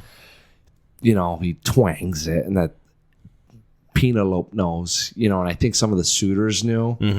And one of the things I thought, and I was like, I actually like that take, is that he also does that because he's about to hunt everyone in that fucking room, and he's saying, hey, sorry guys, but I'm here. Yeah. And it's like, I didn't take it that way. Like the first time I saw it, I was like, oh, he's telling Penelope, hey, I'm here. This is me. And some of the people would know or recognize it, and so others wouldn't. But like when I read that take, I was like, that's really fucking badass. Like, I'm about to wreck shit on all of you. Yeah, it's a great signifier, great filmmaking that allows that to stand out that way, to like stick in our minds in a way that's like, hell yeah, this hits the way he intended. Yes. I'm excited to see this again in IMAX two more times at the very least. Jesus. I've got tickets for I think middle of August and middle of September. Very nice. Yeah. Yeah, that'll be fun. I'm very much looking forward to it. Would you see it in 70 mil? If you were allowed the time? I don't. There was one thing I kind of was like, I don't know if I'm gonna. I'll probably see this again when it's streaming. Yeah. I will pick this up when it comes out. Yeah, you're gonna own it. Yeah. Yeah, this is like kind of how I felt when I saw Twisters. Or Twister. I was gonna say, don't get it twisted. Yeah, don't no. Anyways, that's a conversation at a different time. But not to say it doesn't have rewatchability capability for me. It's more so of like how eager am I to dedicate 3 more hours again to this. Very fair. And that's about the only thing that I've kind of bumping up against with it, of being like, this is a fantastic 3-hour film. Mm-hmm. Like, I'm not going to sit here and say this thing sucks or it's a time drag. No, it's none of that. It's like, how much more do I get out of it already having known the story, recounting it, seeing it, living in it, to go back? Time permitted, it was like, hey, whatever, go out there. It's Saturday and literally nothing's going on. My whole family's away, and it's like, what are you going to do today? Sure, I'd probably go and check it out again. Yeah. Outside of that, I think this thing it'll make its way to me. It'll either be streaming or in a PMC. Nice. Casing, and watch it whenever I want to. But this is it's good. It's good. You know what? At the end of the day, that's pretty much all we can say about this. It's good. Shall we get into ratings before we talk about Troy a little bit? Don't want to spend too much time on Troy. Sure, 5-10 minutes on Troy. Yeah. A hot 5. A hot 5 minutes. Okay. Because it's in the desert, I think, right? Or they're on the beach at least. They're in fucking Troy. What are you talking about? Yeah, we just watched half of it. That's true. I was waiting for Brad Pitt the whole time to show up. Nolan didn't stunt cast him, sadly. Yeah. Can't have good things. You go first, my man. I do go first. Yeah. So, really just like spectacular viewing experience with this and the 70mm IMAX. Although I will say, no matter what format you watch this in, I think this is going to hit for people. Fans of filmmaking, fans of Nolan. This cast I think is extensive, but for the same reason as like kind of Nolan stunt casting with like Oppenheimer and things like that, where even if you can't put a name to everybody, you're going to remember their faces. And I think this is a good face movie in terms of just like the scale and like the things and the moving pieces and the characters. This is, I think, just the definition of an epic. Mm-hmm. Whether you experience the story through the translations or you watch this film, I think that this is a fun way to take on a version of the story that is through the lens of this very specific filmmaker that we've been paying attention to for the last 3 decades almost. And I think that this is, for the time being, my number 1 film of the year. Tip your hand, why don't you? Tipping my hand a little bit. This is, for me, a very, very strong 9 out of 10. Okay.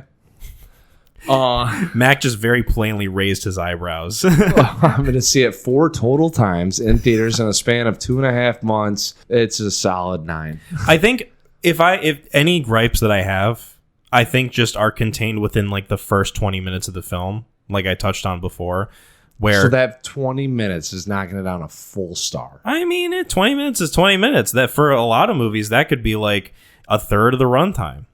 Yeah, this isn't a lot of movie. This is a 3-hour movie. This is what, 1/12 of that time? Listen, boy, I don't make the rules. I go along. 1/9, something like that. It's less than okay. I go where the waves take me. I go where Poseidon takes me, and Poseidon's telling me a nice, hearty, great score of a 9 out of 10. Yeah. All right, we still got to have some clickbait.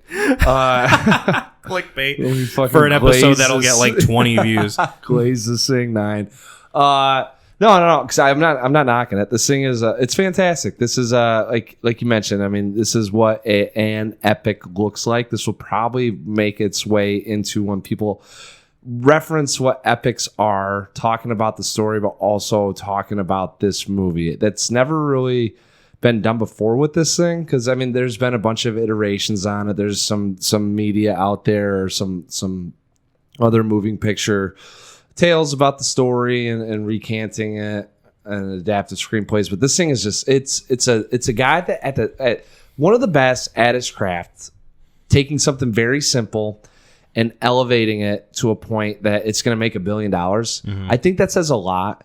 I don't think people really recognize now, while this tale is made, it's generational, right? I mean, like, this is before Christ we're talking about, and this tale still lives on and people know it. Before JC, man. Yeah, before JC. But to be able to take it and elevate it in the way in which he did, not to say it's going to be its own thing, but you're going to really think about this when you see this. I've seen 1 or 2 other versions of the Odyssey. Like just whether it be in school, on the TV, I couldn't tell you shit about it. Right. Whereas if you tell me it now, I'm going to be thinking about this movie and it'll last. Sound design, cinematography, score, the acting, the characters. I mean, everyone kind of lives in their own moment. Agamemnon was like, I really could have used more of him. Agamemnon aura farming the whole fucking time.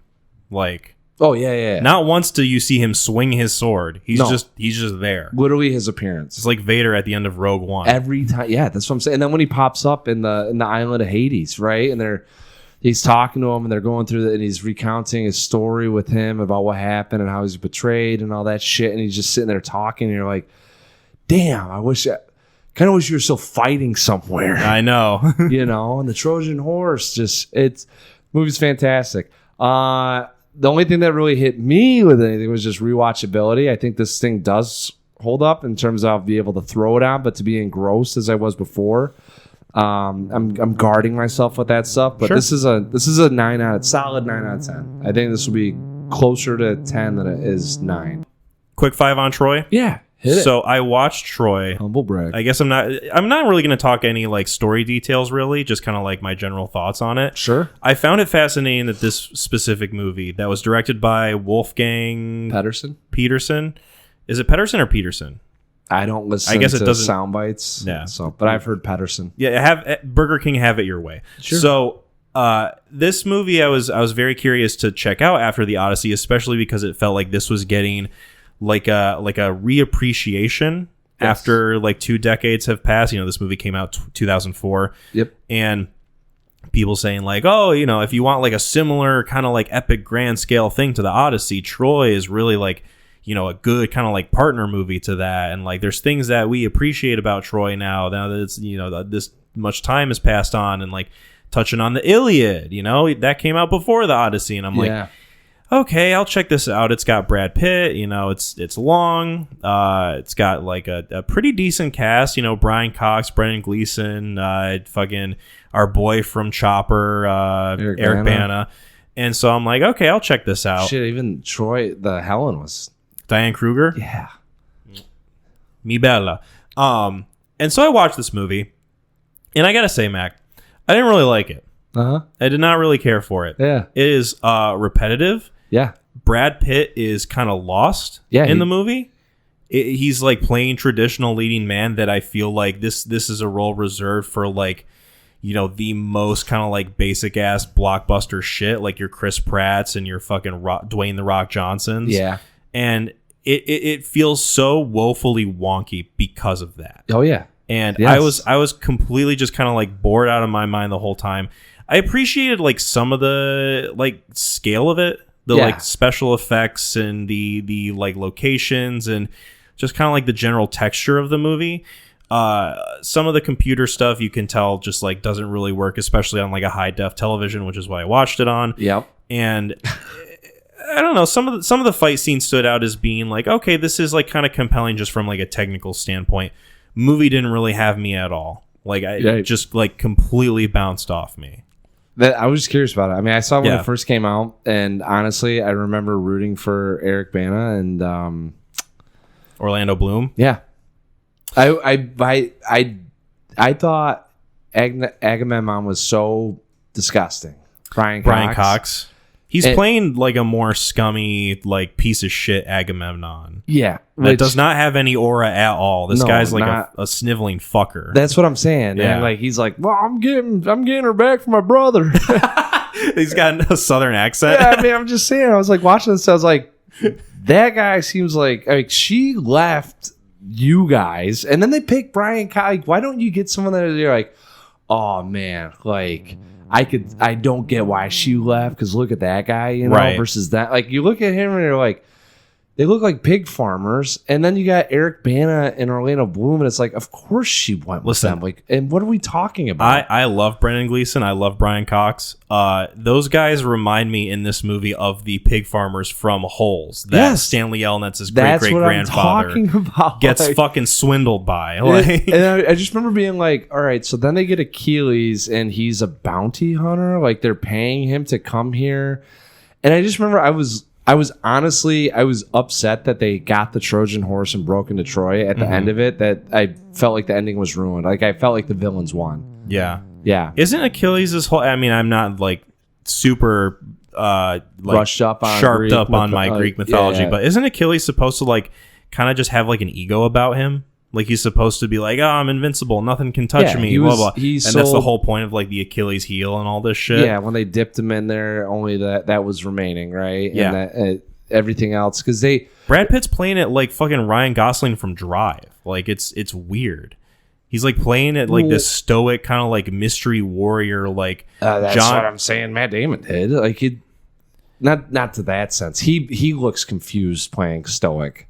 Yeah. Like, he's like, look at me, I'm Brad Pitt, but also I'm Brad Pitt. It almost felt like he was annoyed being in the film that he agreed to be in. That's what I thought with him too. Like, there's really no acting style whatsoever out of him, and No. I'm curious if the source material doesn't really translate. Just because the Iliad isn't something that is touched on nearly as much as the Odyssey. Yeah, and and I'm curious what the reasons for that is.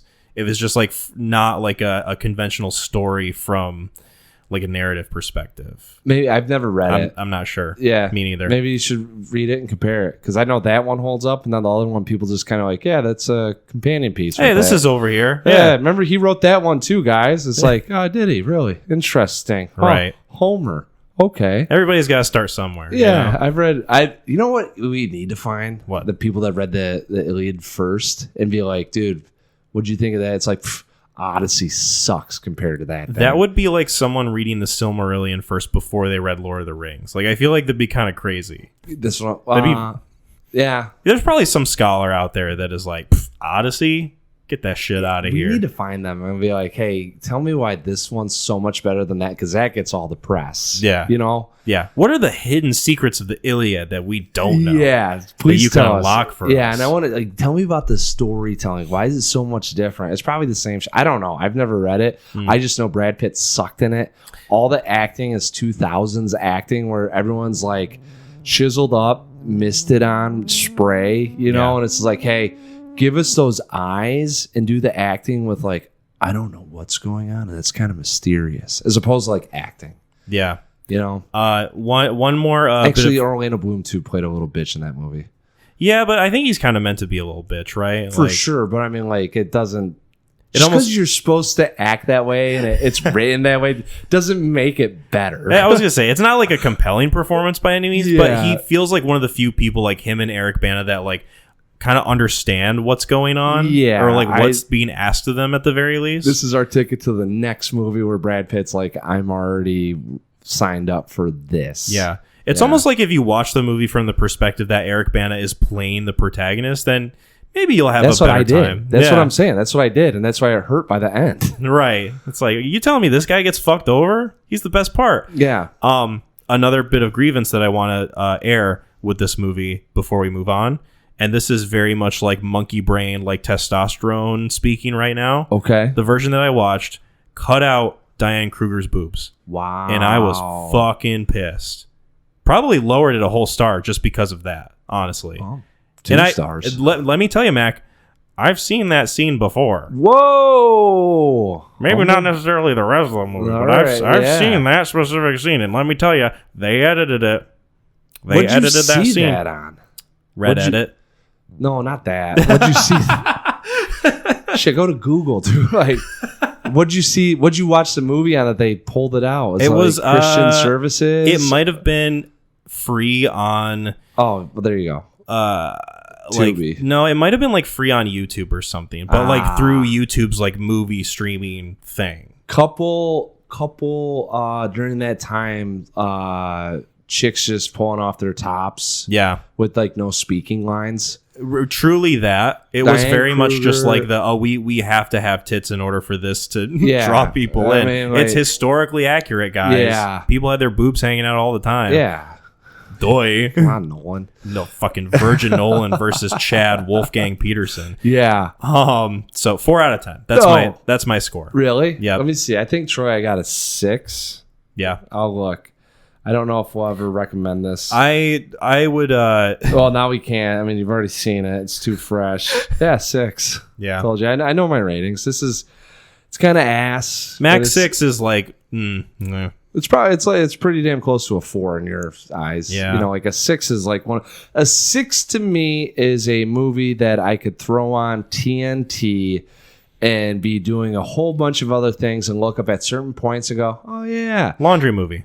yes, exactly, and not have to really worry about any sort of arcs, development, storyline whatsoever. It's just kind of like, there it is. And there's probably a couple of good. That's why I asked. I was like, should I rewatch this? Because like, I'm hearing other people talk about this movie in a very glowing light, and like I said, I watched this thing. I've seen it once. Maybe I might have got this movie for Christmas. I might own this thing. Oh shit. Yeah, wacky uncle that used to just buy movies off the shelves that were like $5. I think I collected Troy. But yeah, I just remember viewing the two brothers of Troy as the protagonist and Achilles as like the anti-hero. Yeah. Right. And yeah, the ending did not go the way I liked it to. And then, you know, come on, get someone other than Brian Cox. Like, what are you doing? Why are you getting two guys that they look older than probably people were living at that time? They look older. They look like they have been living off of a strict diet of cheese and meat and donuts. So they're like, you know what it is? These guys, that's all they eat is, they get all the good food because they're kings. Mm-hmm. So the fat off the pig, guess who's sucking that down? These two. Yeah, they're fucking greasy as shit. Yeah. Speaking of greasy, breaking news. So, Mac, have you ever wanted to buy Mike Myers' Dr. Seuss the Cat in the Hat suit? No. Well, now you can. With starting bid of $6,000 and an estimated bid of $12,000 to $24,000, you can own this bad boy right here. That's horrifying. That is presumably one of the actual suits that Mike Myers himself that is squeezed himself into while recording fuel right there. the Cat in the Hat movie. Yeah. I'm good. You're telling me you don't want to own that? Nope. All the like juices of Mike Myers That just would like be a caked fun inside horror of it. movie of taking some of these like very cartoony child characters. They tried doing it with the Winnie the Pig thing. Winnie the Pooh. Or Winnie the Pig, because it was Pooh Bear and Piglet. But yeah, that could easily be in Cabin in the Woods. Well, what would have to happen is it would have to enter the public domain, and then people with like a somewhat movie making budget can make a horror movie, and for $5,000 they can make like I don't know $2 million or some shit. All right, like Kevin, sickos. Yeah, Kevin Smith. Sickos will go and see. Right. Yeah. It's very reminiscent of a conversation about a certain movie we talked about not that long ago. Yeah. An episode that did fairly well, I will say. Our Really? Clerks episode. Yeah. Nice. Got a decent amount of views on YouTube. People clerking it up. They want to see what Dante and Randall are up to. Now, speaking of Grease, this is the actual segue. Some of the people in this next movie that we'll be talking about are a little greasy. Not just in terms of, their physical appearance, but also maybe some of their characterizations. There's some kind of scummy stuff happening in this film. And it's all from the point of view of this lad named Oscar. And of course, I am talking about the film that I recommended, Enter the Void. Yes. So this is a 2009 surrealist art film. It is directed and written by Gaspar Noé. Also helped co-writing it is Lucille Hadzivhalovic, his wife. Got it. I totally nailed it. And this is essentially a psychedelic journey through the literal eyes of this character named Oscar, played by Nathaniel Brown, who is living in Tokyo with his sister, played by Paz de la Huerta. His sister is Linda. And we're in his point of view, his perspective. And he is about to make a deal with this character named Victor. He gets high before he has to go. His friend Alex shows up. They start talking about this book that Alex loaned him, Tibetan meditations on life and death. And, we're pretty much just getting Alex's thoughts on the book and mostly him summarizing like what it's about. It's essentially about what happens after you die. And Oscar tries to make the deal with Victor. Victor sets him up with the police. They are, chasing him into the bathroom, and he closes the door. All of a sudden, he gets shot through the door, and he collapses and dies. But from that point on, as a specter, from Oscar's point of view, we are left floating in this kind of God's eye view of events happening before, during, and after Oscar's death. So that is essentially the gist of Enter the Void. So spoiler alerts for this movie. If you don't want to be spoiled for this, check this movie out. I'm trying to remember if it was streaming anywhere that I watched it, but I cannot recall. It's on Shudder. If you guys have Shudder, someone has a humble brag 7-day free trial. Now 6. Hell yeah, dude! Yeah. Big money over here. Yeah, got that swinging dick. got to make sure I cancel that. You put a reminder on your phone. Yep. I do the same thing, dude. What movie was it recently? I was on Amazon, and I wanted to watch a movie, but it made me get a free trial of this streaming service called Howdy. Yep. Have you ever fucking heard of this shit? Oh yeah, I've heard of Howdy. What the hell kind of what's on it? On Howdy? Is it like cowboy movies? I don't know. I'm trying to remember what movie it was for. Is it a Roku product?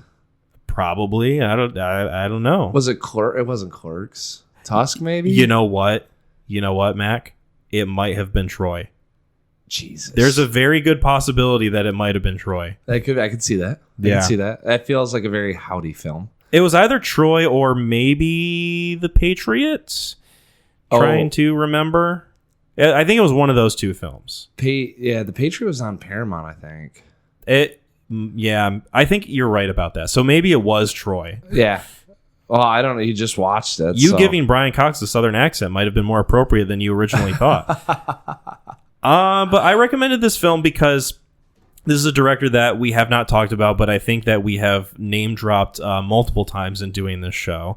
I had only seen one other film from him before this, Climax, which I believe came out in 2018. So a full, almost decade after this film. Yeah. And this is a filmmaker that, I'm kind of familiar with his general oeuvre, just kind of like the transgressive nature of like the way he makes his films, the things that he includes in his films in terms of like the subject matter and like the way he has his actors performing as the characters, There's some movies where he includes some unsimulated sex scenes. There's some movies in which, like, he's just kind of got the camera and he's going around, seeing what happens. That's kind of more or less what happens with Climax. And he's a very interesting filmmaker. I figured that he was worth talking about. I wanted to recommend a movie that I was familiar with, that was on my list, that I figured would have some juice behind it in terms of discussion. Yeah.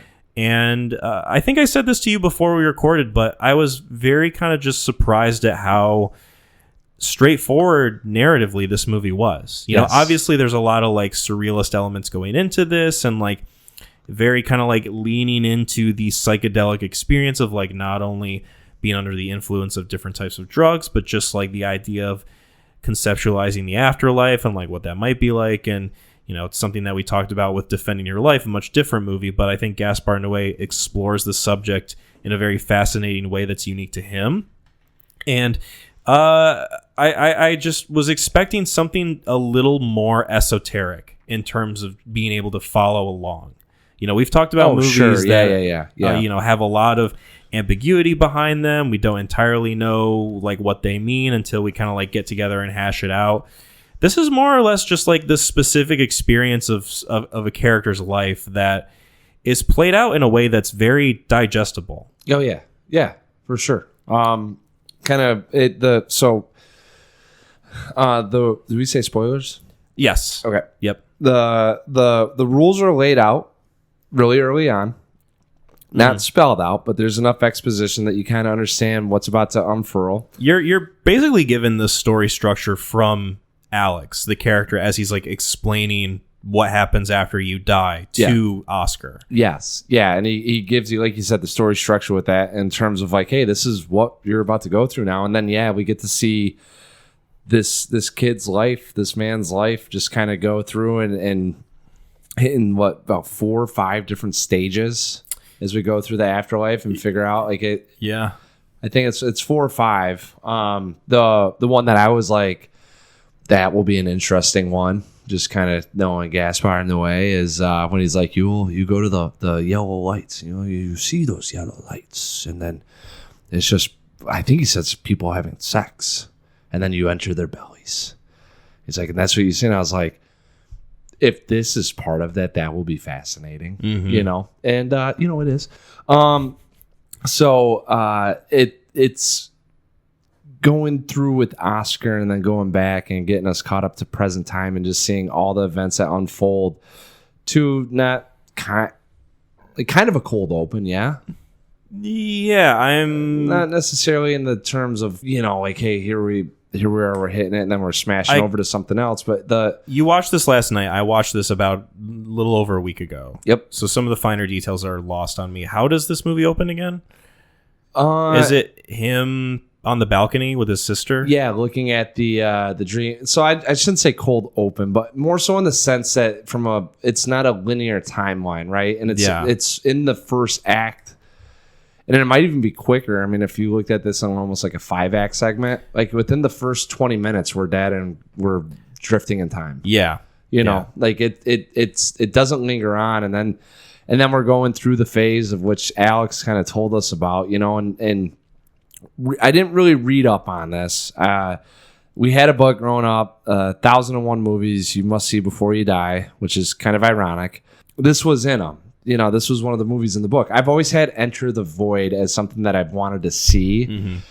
When I first was like, oh, I want to check this movie out, it was probably about 15 years ago. Didn't really know about Gaspar Noé and what all avant-garde amateurism, whatever, experimenting with the medium, all that stuff. So as we started talking about, I got more fearful of watching this thing. Yeah, and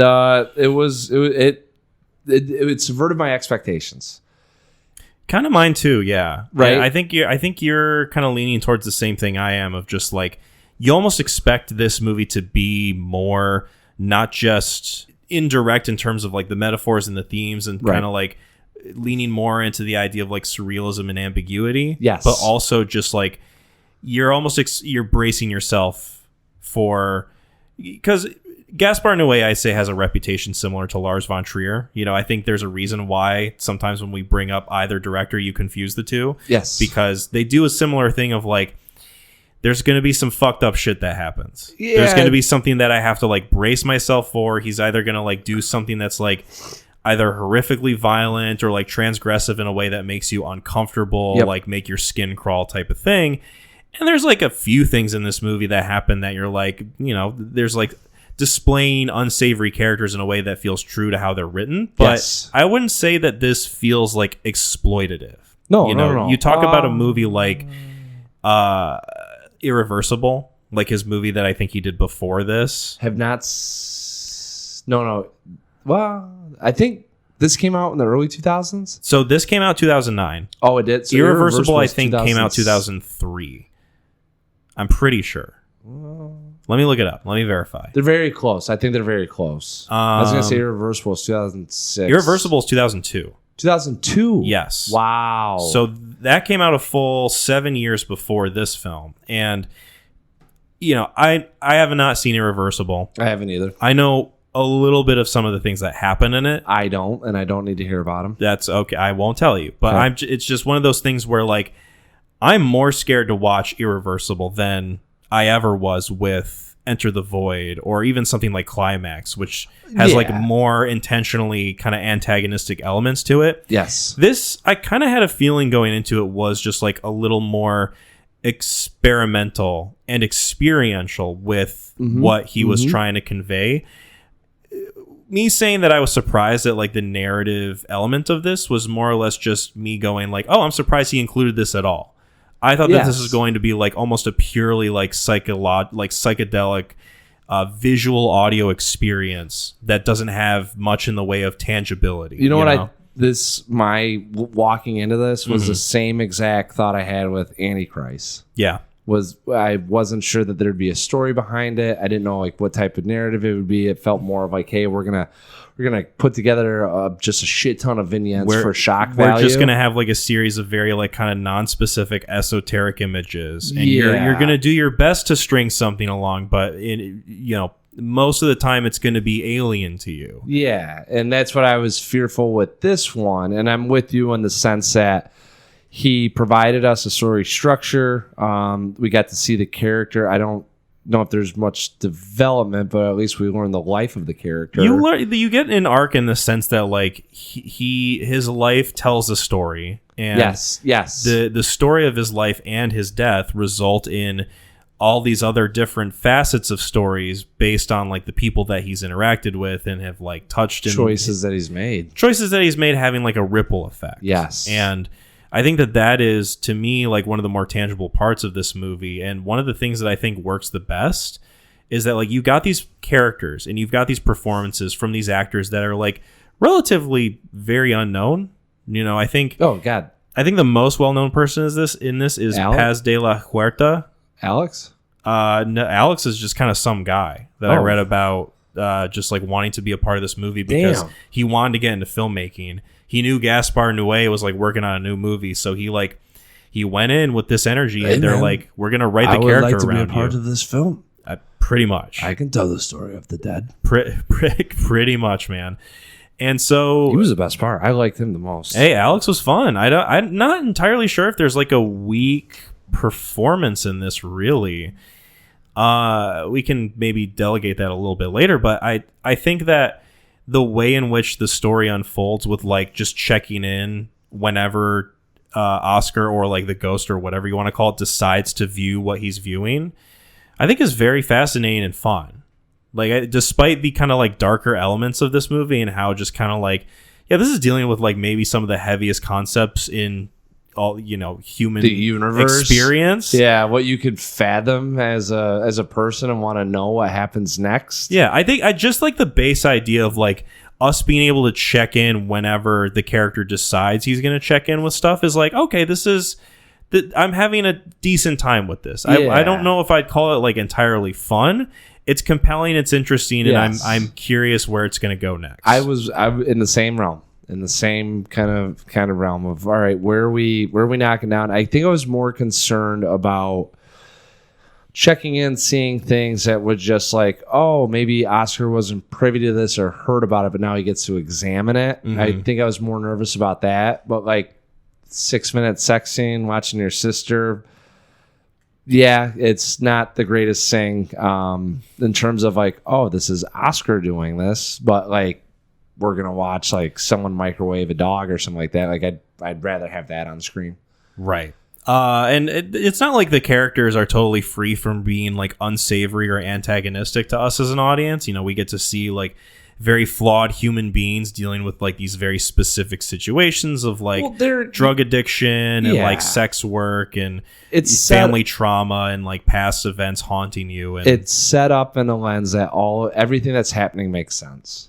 Yeah. Right. Like I would say so, yes. It's very linear in the style of these are the choices that happen, but because of this, and that's what I think maybe was the most upsetting thing is that because of the inciting incident of your life and this most traumatic thing that could possibly happen sets you up down this path. That was probably the most upsetting out of all of this. Mm-hmm. But yeah, like when you're viewing this, none of this is in the sense that it feels like a Clockwork Orange or, you know, The Blind Side or whatever the fuck movie it's called. The Blind Side. The Holding Up Your Eyes movie, The Birds, The Prey, The Mist. Bird Box? Bird Box, you know, where they're just like. I like how you named 2 different Sandra Bullock movies. Yeah, I did. And Stephen King movie, The Mist. Oh, I was going to say, I don't think Stephen King wrote The Blind Side. No. I'll have to fact check that. My point being is like someone with Antichrist, and I won't keep going back and forth with it, but it felt that there was a shock value with it where it wasn't as disturbing to me or emotionally unsettling. I agree with that, and I think that's what I appreciate about this movie quite a bit. Yeah, it's like it's more organic in the sense of what has occurred and the choices that are being made are leading us down this path. So it almost feels it's more agonizing in that sense with the emotional investment that you have. Yeah, there's like a more naturalistic kind of conclusion that these characters sort of end up at. Whereas with Antichrist, you are more or less witnessing something that feels like an inevitability. Yes. Like, oh, these characters are like barreling towards like a sense of doom and dread. Yes. Whereas this one, it's like, I don't want to say like it's video gamey, but it almost feels that way of like 1000%. You are watching things unfold because of how something happened in a way that's like, oh, this is like almost choose your own adventure, where like you're kind of seeing the fruits of what's happened play out in a way that you wouldn't otherwise, you know, given your limited mobility as a conscious mortal being, you know. I'm so interested if that was an influence, because I love the over the shoulder GTA style shooting of this thing. I read that it was more so just Gaspar Noé feeling that it's easier to have a connection with a character when you can see them. Yeah. And that's the decision behind having it be over the shoulder rather than just first person. Literally, he's a ghost too the whole time, right? Like that's so while he's seeing him. He's seeing himself. It's our perspective from this presence. Mm-hmm. Speaking of, you know, that felt a little bit maybe influence from this film. Yeah, I wouldn't be surprised. I'd like to ask Mr. Soderbergh what his intentions were. Now I'll text him. I'll hit him up after you hit up Nolan. Yeah, right? Absolutely. Yeah, got these DMs, guys. Slide in those DMs, dog. Most frequented contacts. It's my mom, Megan, Chris Nolan, and Steven Soderbergh. Yeah.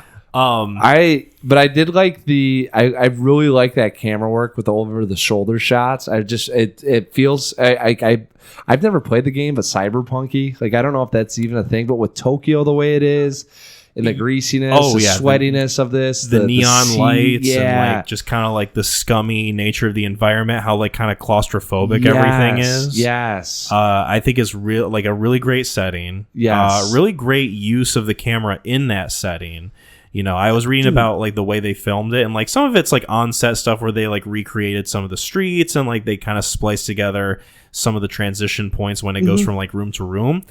I love the way that this thing looks in terms of like the setting and the camera work. I 1000% agree. Yeah. I was really and everyone says visually stunning with this thing, and you read it, you're like, I'll be the judge of that. Right. And it's very much so of like, man, just the way that he's able to. And there's a certain point too, they make like a Lego set of Tokyo, but like he's going through the streets and you can tell it's cardboard cutouts and all that shit. But like even when it's happening, it's so impressive and it feels done in such an intentional way that it's like, maybe this is a little foreign to him now as he's drifting into the afterlife, that this is the memory of the ghost seeing this stuff in that way. Like it can play out in such a different, if you want to think about it that way, you know, and it's just really fun to kind of live in that medium or have it go through that perspective to say like, we can shift things up a little here and there because this isn't viewed from a you and I experience. This is from a heavenly, I can't think of the goddamn word now. A very disembodied experience. Yeah. It is, to me, when you were touching on like, oh, you know, you can tell things are like kind of a set and like it's still impressive. I like to think of it as like when you are like waking up from a dream and everything's just kind of fuzzy. Yeah. And there's like a fuzziness to the way objects look in this when he is just like looking at any given moment, either with his sister or with Alex or whoever he's focusing in on. It really adds to the kind of ethereal nature of this, even when he's not like tripping out, essentially. Because like you get moments like that throughout this movie where we're like going to see a few scenes of like him floating around the city. And then all of a sudden it's just going to like go into a flashback via this transition of like very psychedelic imagery and like these kind of like very like kind of petally flowery, but like, you know, there's like tubes and it's very like non-specific images, but it feels like weirdly tangible in a way. I thought it was like neurons. It just felt like drifting through the brain. Yeah. You know? Like you're experiencing like this kind of like cross between biology and nature, cosmic, right? Yeah, where like you're getting this like very abstract imagery of stuff that like feels like you can just kind of like picture it. Yep, you know, and familiar but never seen. Yeah, and I mean I like that, and I read that a lot of that is inspired by Gaspar Noé's own experience with drugs. You don't say. Surprise, surprise. Gaspar Noé has experienced a little bit of drug use in his day. A little bit of psychedelics here and there. Can you believe it? You got that DMT? I thought he was straight edge the whole time. I gotta look with that. Yeah. But no, I like the way that it does it, and it feels like a thing where when he died and what he was under the influence of has just kind of like lingered and affected his own experience with the afterlife in a way that just like he can never really fully shake. Mm-hmm. Like this is something that's just like, you have to ask yourself, like, is he even in control of what's happening, or is this all like predestined, and is this like, you know, preordained for him to just kind of like watch from that point of view? I don't know. It's fascinating. The watch from that point of view as we're floating around with him. Yeah. Like, yeah. Do you think he is like making the decisions to like go observe certain things, or is it just like something that he's just gotta ride? You know, like tripping on a drug. Sure. Do you just gotta let it wave cloud over it? And he's like, "Hey, I've got the harness here. Take me wherever we go, Magic Cloud." And right. I get to see it, but I'm not in control of this. Mm-hmm. That is an interesting one. I was curious if there was going to be it was all in his mind element, you know, with hallucinating. And they said, you know, so he talks about DMT. That's why I wanted to look up there. I said the last 6 minutes, but it feels like eternity. I don't know why you do that shit, man. And well, they also say they make it a point to make it be DMT because they say that feels like that's the same chemical your brain releases when you die. Yeah. So I was curious if like he did that somewhere, you know, like, and he is now living through eternity from the drug, and we come back and he's not the case. Not the case. Nope. Instead, you get to learn about more or less just like the past trauma of his parents involved in a car accident that he and his sister were in.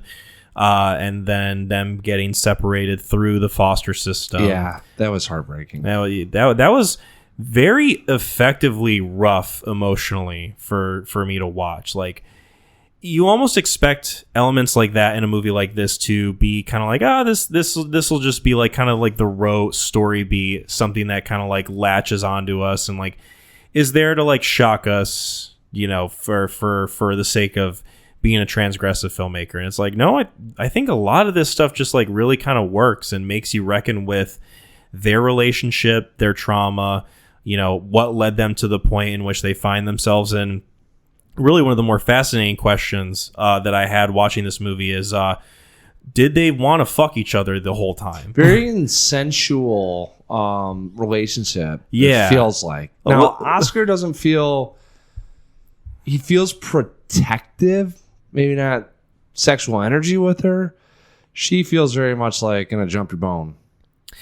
Yeah, because she goes in for a kiss that he like leans back from, right? In like one of the flashback scenes. He picks her up there in Tokyo and she is like caressing his neck and like doing soft kisses all up and down his neck and biting his ear. I don't remember the biting the ear part. But it was like I mean, I believe it. She was, I think, willing. So the movie starts out. Weirdly. All right. So it kind of starts out. They're talking. I don't know if they introduce themselves as brother sister. Right. It's just kind of like there's a girl here. It's left ambiguous for a period of time. I think in that balcony scene they do acknowledge that they're siblings. No, the Alex does. It's within the first. Right. Alex comes in. They're walking down. And he says, "I'm going to have sex with your sister." Something like that. He's like, "Dude, that's my sister." You know. And yeah, you're like, "Oh, okay." Like, so that wasn't just a girl. It felt kind of odd the way that they were talking to each other. You know, more. I wouldn't feel like that'd be a sister, but you know, someone over there that you're banging. And then, so I was like, this is going to be weird when she's getting pounded by the Japanese strip club owner, and we're just watching it, and then he goes into the head or the eyes of him to see her getting nailed. Which you almost wonder if he is in control at that point because it feels intentional the way he like goes past the guy's head to like see her face. Yes, as she's, you know, I made this sound earlier. Yeah, that's very at that point I was like, this relationship's going to be odd. There's something going on here, and I don't know if it's justified enough for the traumatic event that happened with the parents. I think it more or less comes from this sense of loneliness and the fact that they've been separated since they were kids, only reuniting as adults, at least from what we see. And the idea that this traumatic event has like really warped their sense of what a healthy relationship looks like, either between siblings or like romantic parents. Yeah. Still feels like I don't know how much that's a thing. I don't know any brother and sister that have hooked up or. Well, that's good. It is. Keep it that way. That's a proud brag, a humble brag, if you will. Brag. I don't know anybody currently practicing incest. Yeah, and that's nice. I guess if I did, it would be like one of those things of like, can you tell me? Because I watched this movie. It'd be like a Larry David skit where I would be like, I'm sorry. Whatever you guys have is probably wrong and you shouldn't do. But can you just tell me the origin of how you've gotten to this point? Yeah. And then if they did like the parents' car accident and foster system, I'd be like, fuck, okay, he's good.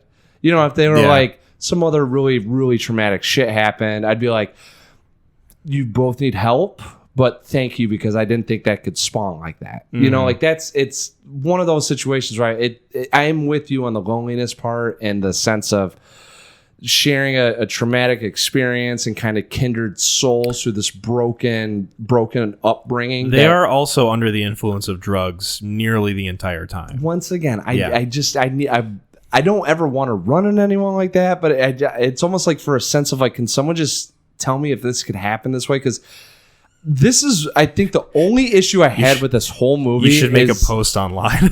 No, on the Neon Crew account. It'll never happen, and it's just one of those things where I don't think it will ever bug me. But I think this film felt almost to a point where it could be really good. That relationship felt the shock value of what didn't need to have happen. And that's where I'm like, everything for else, you a little unnecessary in terms of just like we are getting like already the emotional kind of sensitivity of like what we're supposed to be feeling. This feels like almost an extra layer beyond what we need. You know what it's kind of like too? What? Shame. Yeah. Right? Like there's a little bit of shame in there with that going on. Right. Shame, I don't think leaned into the incest angle nearly as much, but that also is touching on like kind of there, right?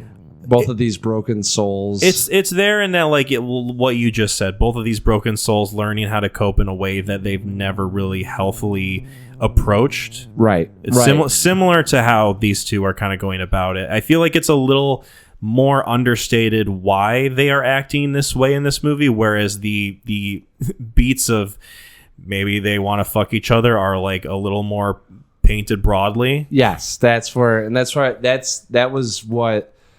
ultimately what kind of rubbed me the wrong way.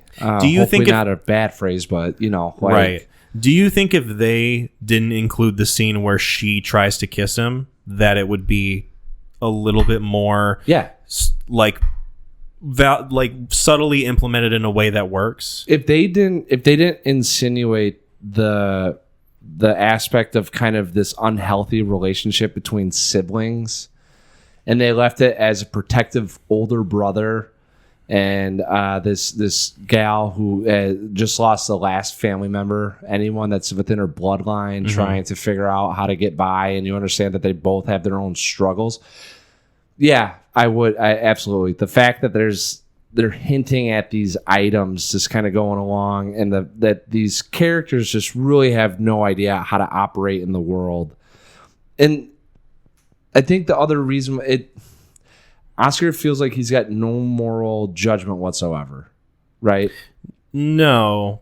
Are you saying this even including the scenes in which before he dies? Yeah, like he not even like self-aggrandizing or anything like that where he's thinking about himself. It really just feels like as we are floating along with him, as he floats through life, he's got no moral compass whatsoever, right? Yeah, well, I think that's very purposeful in that like we're almost seeing how he lived his life is kind of a version of what we experience after he dies, where he's just kind of like a guy existing in this environment. He's doing some things, he's, making some moves, but at the end of it all, he's just like kind of letting life happen to him. Yes. Like, with him sleeping with his friend's mom and like, getting his sister in town. And it's like, after that point, it's just like, whatever. Yeah. I guess the reason why I bring it up is because his actions feel guideless, where he is just doing whatever he can to get by and kind of keep drifting. Yeah.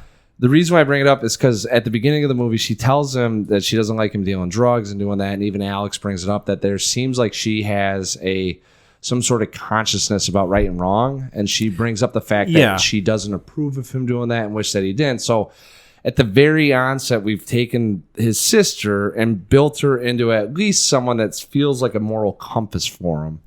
Someone that at least has like a head on her shoulders and like actual prospects to her life, despite the trauma. And then that's what I'm saying. So then when we drift down that world, it's almost like he brings her into it. Yeah. Yeah, but I don't even know if he kind of, because she's doing it sounded like the same shit statewide. Mm-hmm. And then she decides to be a go-go dancer. And like it just felt like you took this person that had an idea about not even what they wanted to do, but the difference of right and wrong and good and bad choices, and just said, nah, we're just going to make her just as bad as he is.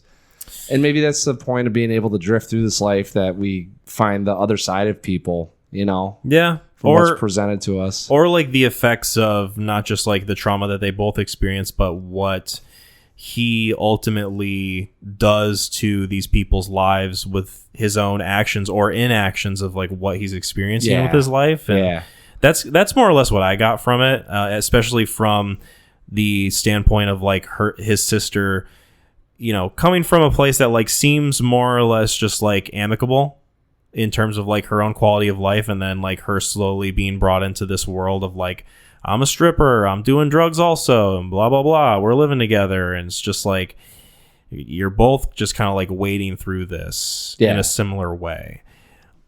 I'm trying to think if there's anything that stood out to me in terms of things that I kind of rubbed up against or things that didn't really gel. I mean, rewatchability to me is like a thing. We've talked about it. It has to be. I don't really see myself just like casually throwing this on. I'm not going to be in like I'm in a Enter the Void mood today. No. Melancholic, melodrama, very very heavy. It's a heavy pill that is, enjoyable to look at, and you're interested in it. I don't think you're ever bored. I do think that for me, it is almost like this is a good like one and done movie. Oh yeah. Like I don't really see myself like just like in the mood to revisit this. I think that this is a interesting movie to have under your belt in terms of something to talk about and like the experience that you had with it. Yep. I think that people can watch this movie and just have their own unique viewpoint on it. I think you can maybe apply that to any Gaspar Noé movie. This is a lot like Climax to me in that I'm not itching to throw this on for someone. This is going to be kind of kept at a distance. Dude, they were like, what are you talking about today? And I was like, the Odyssey. And they go, oh, don't you have a second film? And I was like, yeah. What did I go? It's and then I was like, it's Enter the Void.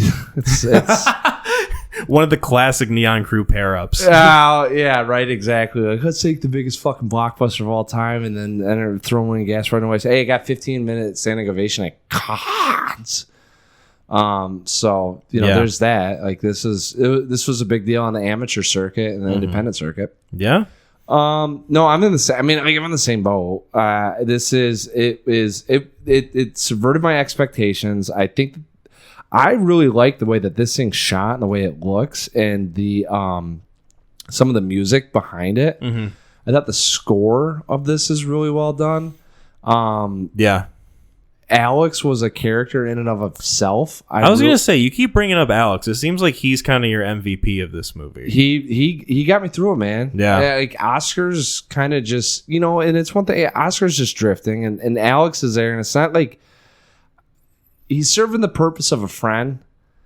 And it kind of seems like a drug buddy, but they're having, once we get a little bit more conversation going than outside of like, what'd you smoke yesterday? Right. And I just it's like the dealer that you're like a little too friendly with. Yeah. Yeah. It's Pineapple Express, A very warped Pineapple Express. This movie. And I also didn't catch that Victor set him up at the bar earlier. So that was a big reveal. When that happened, it was kind of like, oh, I wonder if he's the guy. Mm-hmm. Yeah, and then probably the most titty sucking I think I've seen in a movie. There's a lot of banging. I'm not even talking banging. I'm just talking. Oh yeah. Mom presents a boob, and either a grown man or a baby is suckling on it, or the camera suckling on it at the end of this thing. I mean, listen, artistic parallels. Yeah, he put them in there. Competent filmmaking right there. Nolan could learn a thing or two. Yeah, seriously, I wish there was more fighting in this thing. No, I do want to talk about this. I think I was going to get into, but my mind just kind of broke. I think maybe as a safeguard to keep me from talking about this, Oscar knowingly possessing the sperm of his friend that is impregnating his sister. Yep. So that he can be reborn as her child. Yep. Maybe one of the more Gaspar Noé parts of this movie in terms of just like the uncomfortable nature of how you think about that scene, and also just like the audacity of it. Like, hey, you did it, man. How does this movie end, Gaspar? You want to tell me? Do you have a sibling? Because I don't know if you want them to watch this movie with you. Oh my God, that's all. I was like, what? What trauma does this gentleman have? Right. Like, say, for any reason, God forbid, I'm watching this movie and my mother comes in and is like, "What are you watching?" And I tell her, "It's Enter the Void," and she's like, "So what's going on in this scene?" Nope. And I'm like, I think it's time for us to get some dinner, Ma. Yeah. I'll pause it here. Let's leave. Let's leave. Yeah. Let's not come back to this. Let's not revisit this, because I don't want to have to explain to you that this man died, became a ghost, floated around a bit, and then decided, I am going to become my sister's child by basically like going into my buddy, intercepting my boy's sperm and becoming that child, riding it like a bull into the fertile egg. Yeah. And then finding a chromosome and coming out. In a way, an ending that I almost kind of expected from Gaspar Noé. Are you kidding? Every time I thought there's a point where she gets an abortion and there's a fetus there, and I'm like, oh, is that supposed to be him? Right. You know, like, I don't remember if you remember that scene. Oh, I remember. Are doing, yeah. So I was like, I don't remember how this played in the Book of the Dead or the Buddhist. The Buddhist is breathing on the afterlife. It's almost I shouldn't say fun exercise. It's almost an interesting thought exercise in the idea that these texts touching on the idea of afterlife and how they were written so many years and years and years ago. Yeah. That they didn't take into account modern technology in medicine and the way in which, like, okay, if something has a soul and they are, I'm not going to get like into political discussions on this. Okay. Just like, I think it's very interesting that he includes that scene from a kind of like spirituality standpoint of what does this mean now that I've encountered this specific thing. Yeah. And in an instance in which like people who wrote this book and like touched on these concepts didn't know was going to be a thing at all. Yeah. Like, this is a concept that was not even like reaching their minds. No, not necessarily, because you could still have unfortunate things happen during childbirth, right? Sure, so yes. it almost equates to the same. Maybe not because there was a choice in this with what you were doing to your body versus having it happen naturally at birth, right? But like, still, there's some element there. I'm talking about death. I don't know how many different ways death is discovered in this. Like, we have Oscar, we have the abortion. I thought there might be like a couple other ways that we'd see, like maybe an overdose, or like, it felt like he would experience that, and for us as audience members being able to be like, oh, I wonder what that journey's like. I was almost interested in the idea of a potential movie like this just kind of peeking into the random lives of people he never met before. That's what I thought they were gonna do. Yeah, and instead, like, I'm more or less happy with the version of the movie that we got. I'm almost wondering if there is kind of just like an inherent interest from an audience perspective of, what happens if we just check in on some random fucker? Yeah. Like, and he's just like, sitting down doing like a crossword puzzle, and he gets into an argument with his wife, or like, other shit like that, where it's like just completely disconnected interactions that more or less just kind of like build the world and the experience of what we're seeing rather than just like the narrative that's being built. Mm-hmm. So I don't know. I think that would have been interesting and maybe was like a almost missed opportunity, especially considering that like Gaspar Noé loves shooting scenes that aren't necessarily like written on a script, but just like he tells people like, hey, this is what the scene is, play it out. Yeah. And improvise, we'll catch it on camera. Right. And that's kind of more or less what you get with a movie like Climax. Yeah. Like that, where you're just kind of like floating around seeing a bunch of interactions with people. And I don't know. I think that there is like almost a missed opportunity of that for this movie. Kind of happens with all the people banging at the end. Kind of, yeah. He's just kind of floating around like, what penis am I going to intersect? Yeah. What titty am I going to be sucking on here in a second, you know? And just settled on it. Like, yeah. We really got to ask these questions. Which titty are you going to suck on? Yeah. Yep. They're important. They're important. Was there anything else we wanted to say about Enter the Void before we give our ratings? No, I will say so. Alex was probably my favorite character. My favorite. I don't even think it's a through line. It plays into kind of wanting to maybe. I don't even know if I want to say experience death or how you. But every time he asked for where the DMT was at, that was killing me. He did it like 4 or 5 times. Yeah. Yeah. And I was laughing it got to a point where it's like, man, dude, you're jonesing. Is this around when did Joe Rogan start doing his podcast? Probably like after this, right? This is before he was talking about DMT the whole time on his show. I think probably around the same time. So like, yeah.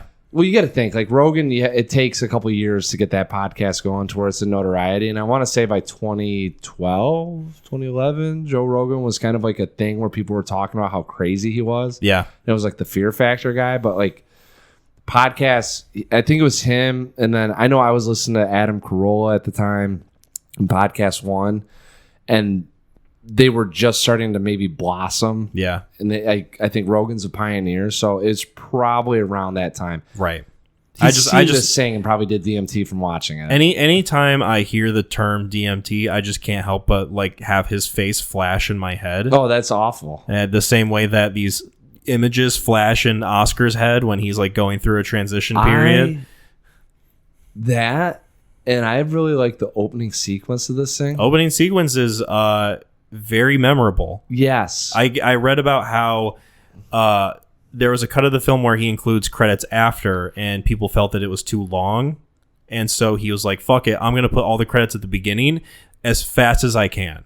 And I think sets a very kind of fun energy for this wacky ass movie. Agreed.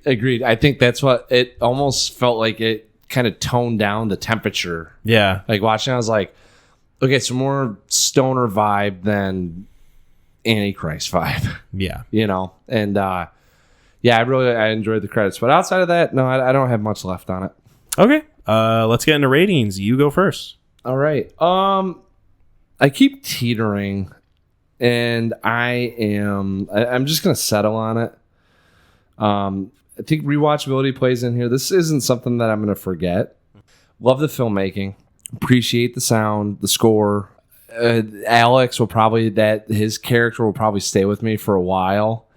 It was a very unique look into the afterlife, reincarnation, what it could possibly mean for when we're done here on Earth, and just kind of taking a very not necessarily foreign thought, but a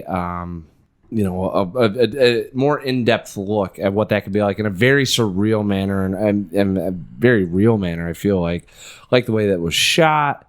The story's good for what goes on. Like I said, there was a couple of things that you never know with these guys, right? I'd say it's shock value, but if there is something that's haunting or troubling these gentlemen as they're putting it on camera, it's almost like I think that's even more disturbing to me. Right. Yeah. And I think that's what kind of rubbed me the wrong way with some of this stuff. Just questionable. I would like someone to explain to me why he chose his sister at the end. And why their relationship had to be the way it was. So at the end of the day, this is a strong 7 out of 10. Okay. I was in between 7 and 8. I just don't think I can really get behind some of the events that happen, but well shot. I think this is a well-made movie, and I don't know. I'm not recommending this to anyone, but I would be curious if I said... Hard to recommend. Well, yeah, but I mean, like, yes, agreed. But you walk... Antichrist, I didn't have this. Like, I wouldn't walk up to anyone and be like, hey, you seen Antichrist? You know, like, let's, you know. Mm-hmm. But this one, I'd be very much in the ilk of like, have you seen Enter the Void? What do you think? Yeah. You know, kind of like, what do you think about the filmmaking? Or give me some... Because it's heavy, but to me, at least in the sense, it's... These experiences happen, right? And what we saw isn't just akin to Oscar and Linda. Yeah. You know, it's prevalent around the world. It's a human experience that people go through, so it's a little bit more palatable in seeing it and just understanding that while it is unfortunate, this happens more than we care to see. I think that's why it was easier for me to kind of take in. But 7 out of 10.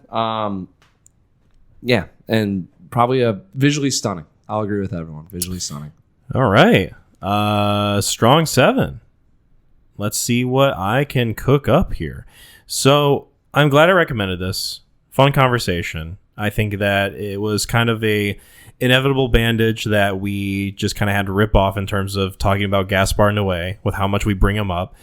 And I think that there are a lot about this movie that is worth visiting, worth seeing.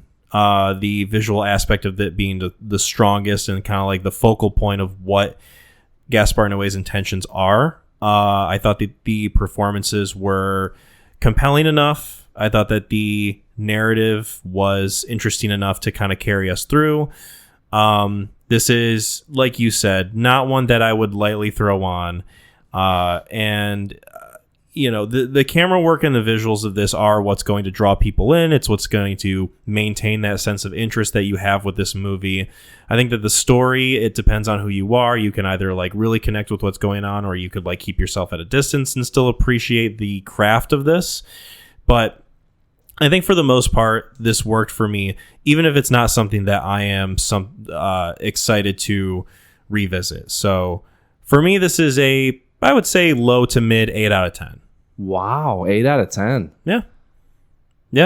I can't help but just acknowledge the pure craft and the effectiveness of this thing holding my attention for however long it was, like 2 hours, 25 minutes or whatever. Yeah. Like I said, really kind of keeping this one at a distance, not going to be like, I'm in an Enter the Void mood today. I hope not. Yeah. I hope not. For multiple reasons. Yeah. My got some problems if you're in Enter the Void mood. Yeah. That'd be the same as being like, man, you know what? Feeling like a good shame day today. Feel like kissing my brother today. Yeah. There you go. Yeah. This is a good kissing brother movie. So 8 out of 10. Speaking of kissing brothers, you get to make a recommendation. Oh, I don't think there's any kissing brothers in this one. We'll see. I guess we'll find out. This is more of a newer film. Okay. I've had this on here, and I always try to pair up movies that I'm like, oh, you know, I've been meaning to see that. Now I get a chance. We'll put it on there, recommend it. We talk about it. I don't know if we've talked about this director. And I don't know if we've talked about the movie. No, I'm almost certain it's me and Sam. Okay. This is an individual that in one of the other podcasts that I've listened to for the last 15 years, kind of not influential but discussed a lot. It recently came out with a new film. I've been wanting to check out. Excited about seeing it. So another, I think, new person getting added to Letterboxd. We're gonna watch Nirvana, the band, the movie, The Myth, the movie. Hell yes. Have you seen it? I have seen it in theaters. Oh, really? Yep. Okay. Matt Johnson. Yes. My boy. That's your boy. I have seen a decent amount of his stuff at this point. Really? Yeah. So Nirvana, the band, the show, the movie. Okay. The Dirties. Oh, you've seen the Dirties? I've seen the Dirties. I've seen Blackberry. And oh, no shit. Okay. I'm assuming that you are bringing this one up because Tony's coming out soon. His new film about... he directed Tony? Anthony Bourdain. Yeah. I did not put 2 and 2 together. Let me see when Tony comes out. I did not. It's got her boy from the Oh, what's the fuck? What's The Holdovers. Yes, thank you. It says it comes out August 7th. Tony does. Yes. Why? What were you thinking of pairing it with? We could do Tony. Maybe Tony. What did you have in mind? Oh, come on. Spider-Man. Spider-Man? You've already seen it. Yeah. We can do Spider-Man. Yeah, I'm thinking we do Spider-Man. Nirvana? Nirvana, the band, the show, the movie? Yeah, we don't need Spider-Man? to double down on Matt Johnson. Yeah. I don't think he's Prince Avalanche. It's Operation Avalanche. Operation Avalanche. That's the one that I haven't seen. Yeah, it's kind of... That's probably the weakest of the films. Not many people talk about that one in as high of regards, but Nirvana. And honestly, I've only seen the Dirties and bits and pieces. I haven't seen it in a full length. I think the Dirties is really good. Yeah.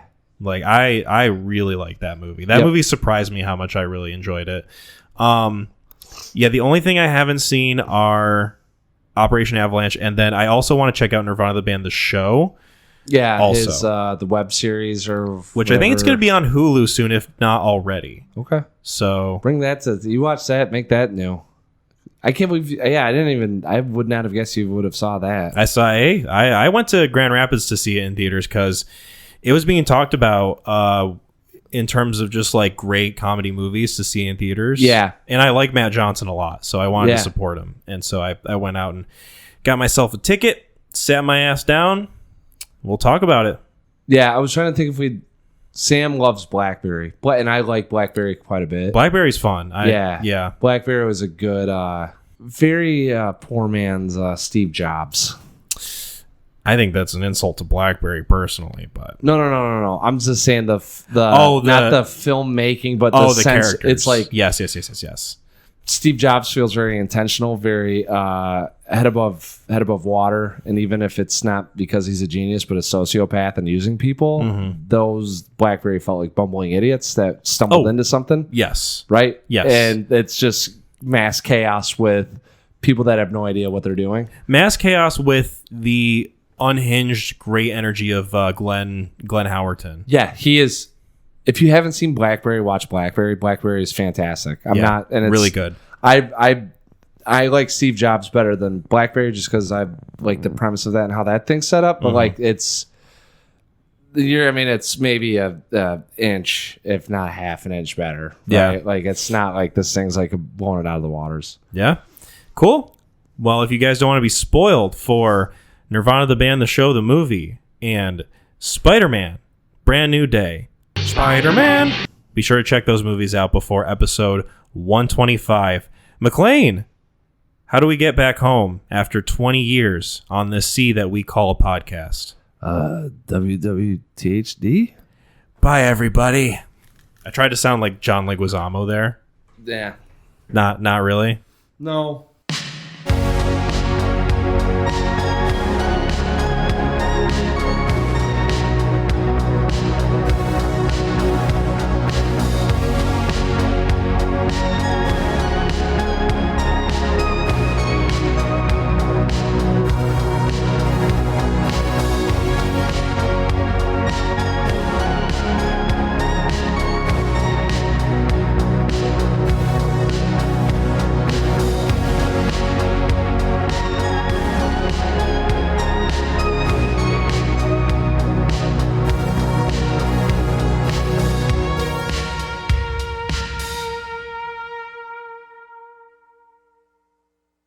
The Neon Crew podcast is hosted by Kyle Yates and McLean Parker. Kyle, who is myself, also helps to produce, edit, and upload every episode. Our music was composed by Gideon Hunter. Our artwork was created by Lauren Hunter. Thank you so much for listening to our show. Episodes get scheduled to release every 2 weeks. You can find us on YouTube, Spotify, and Apple Podcasts. Follow us on various social media platforms such as Facebook, Instagram, and our YouTube community page for updates and information on upcoming episodes. Want to join the Neon Mafia? Head over to our shop page at etsy.com/shop/the Neon Crew Podcast for some quality, comfortable merch.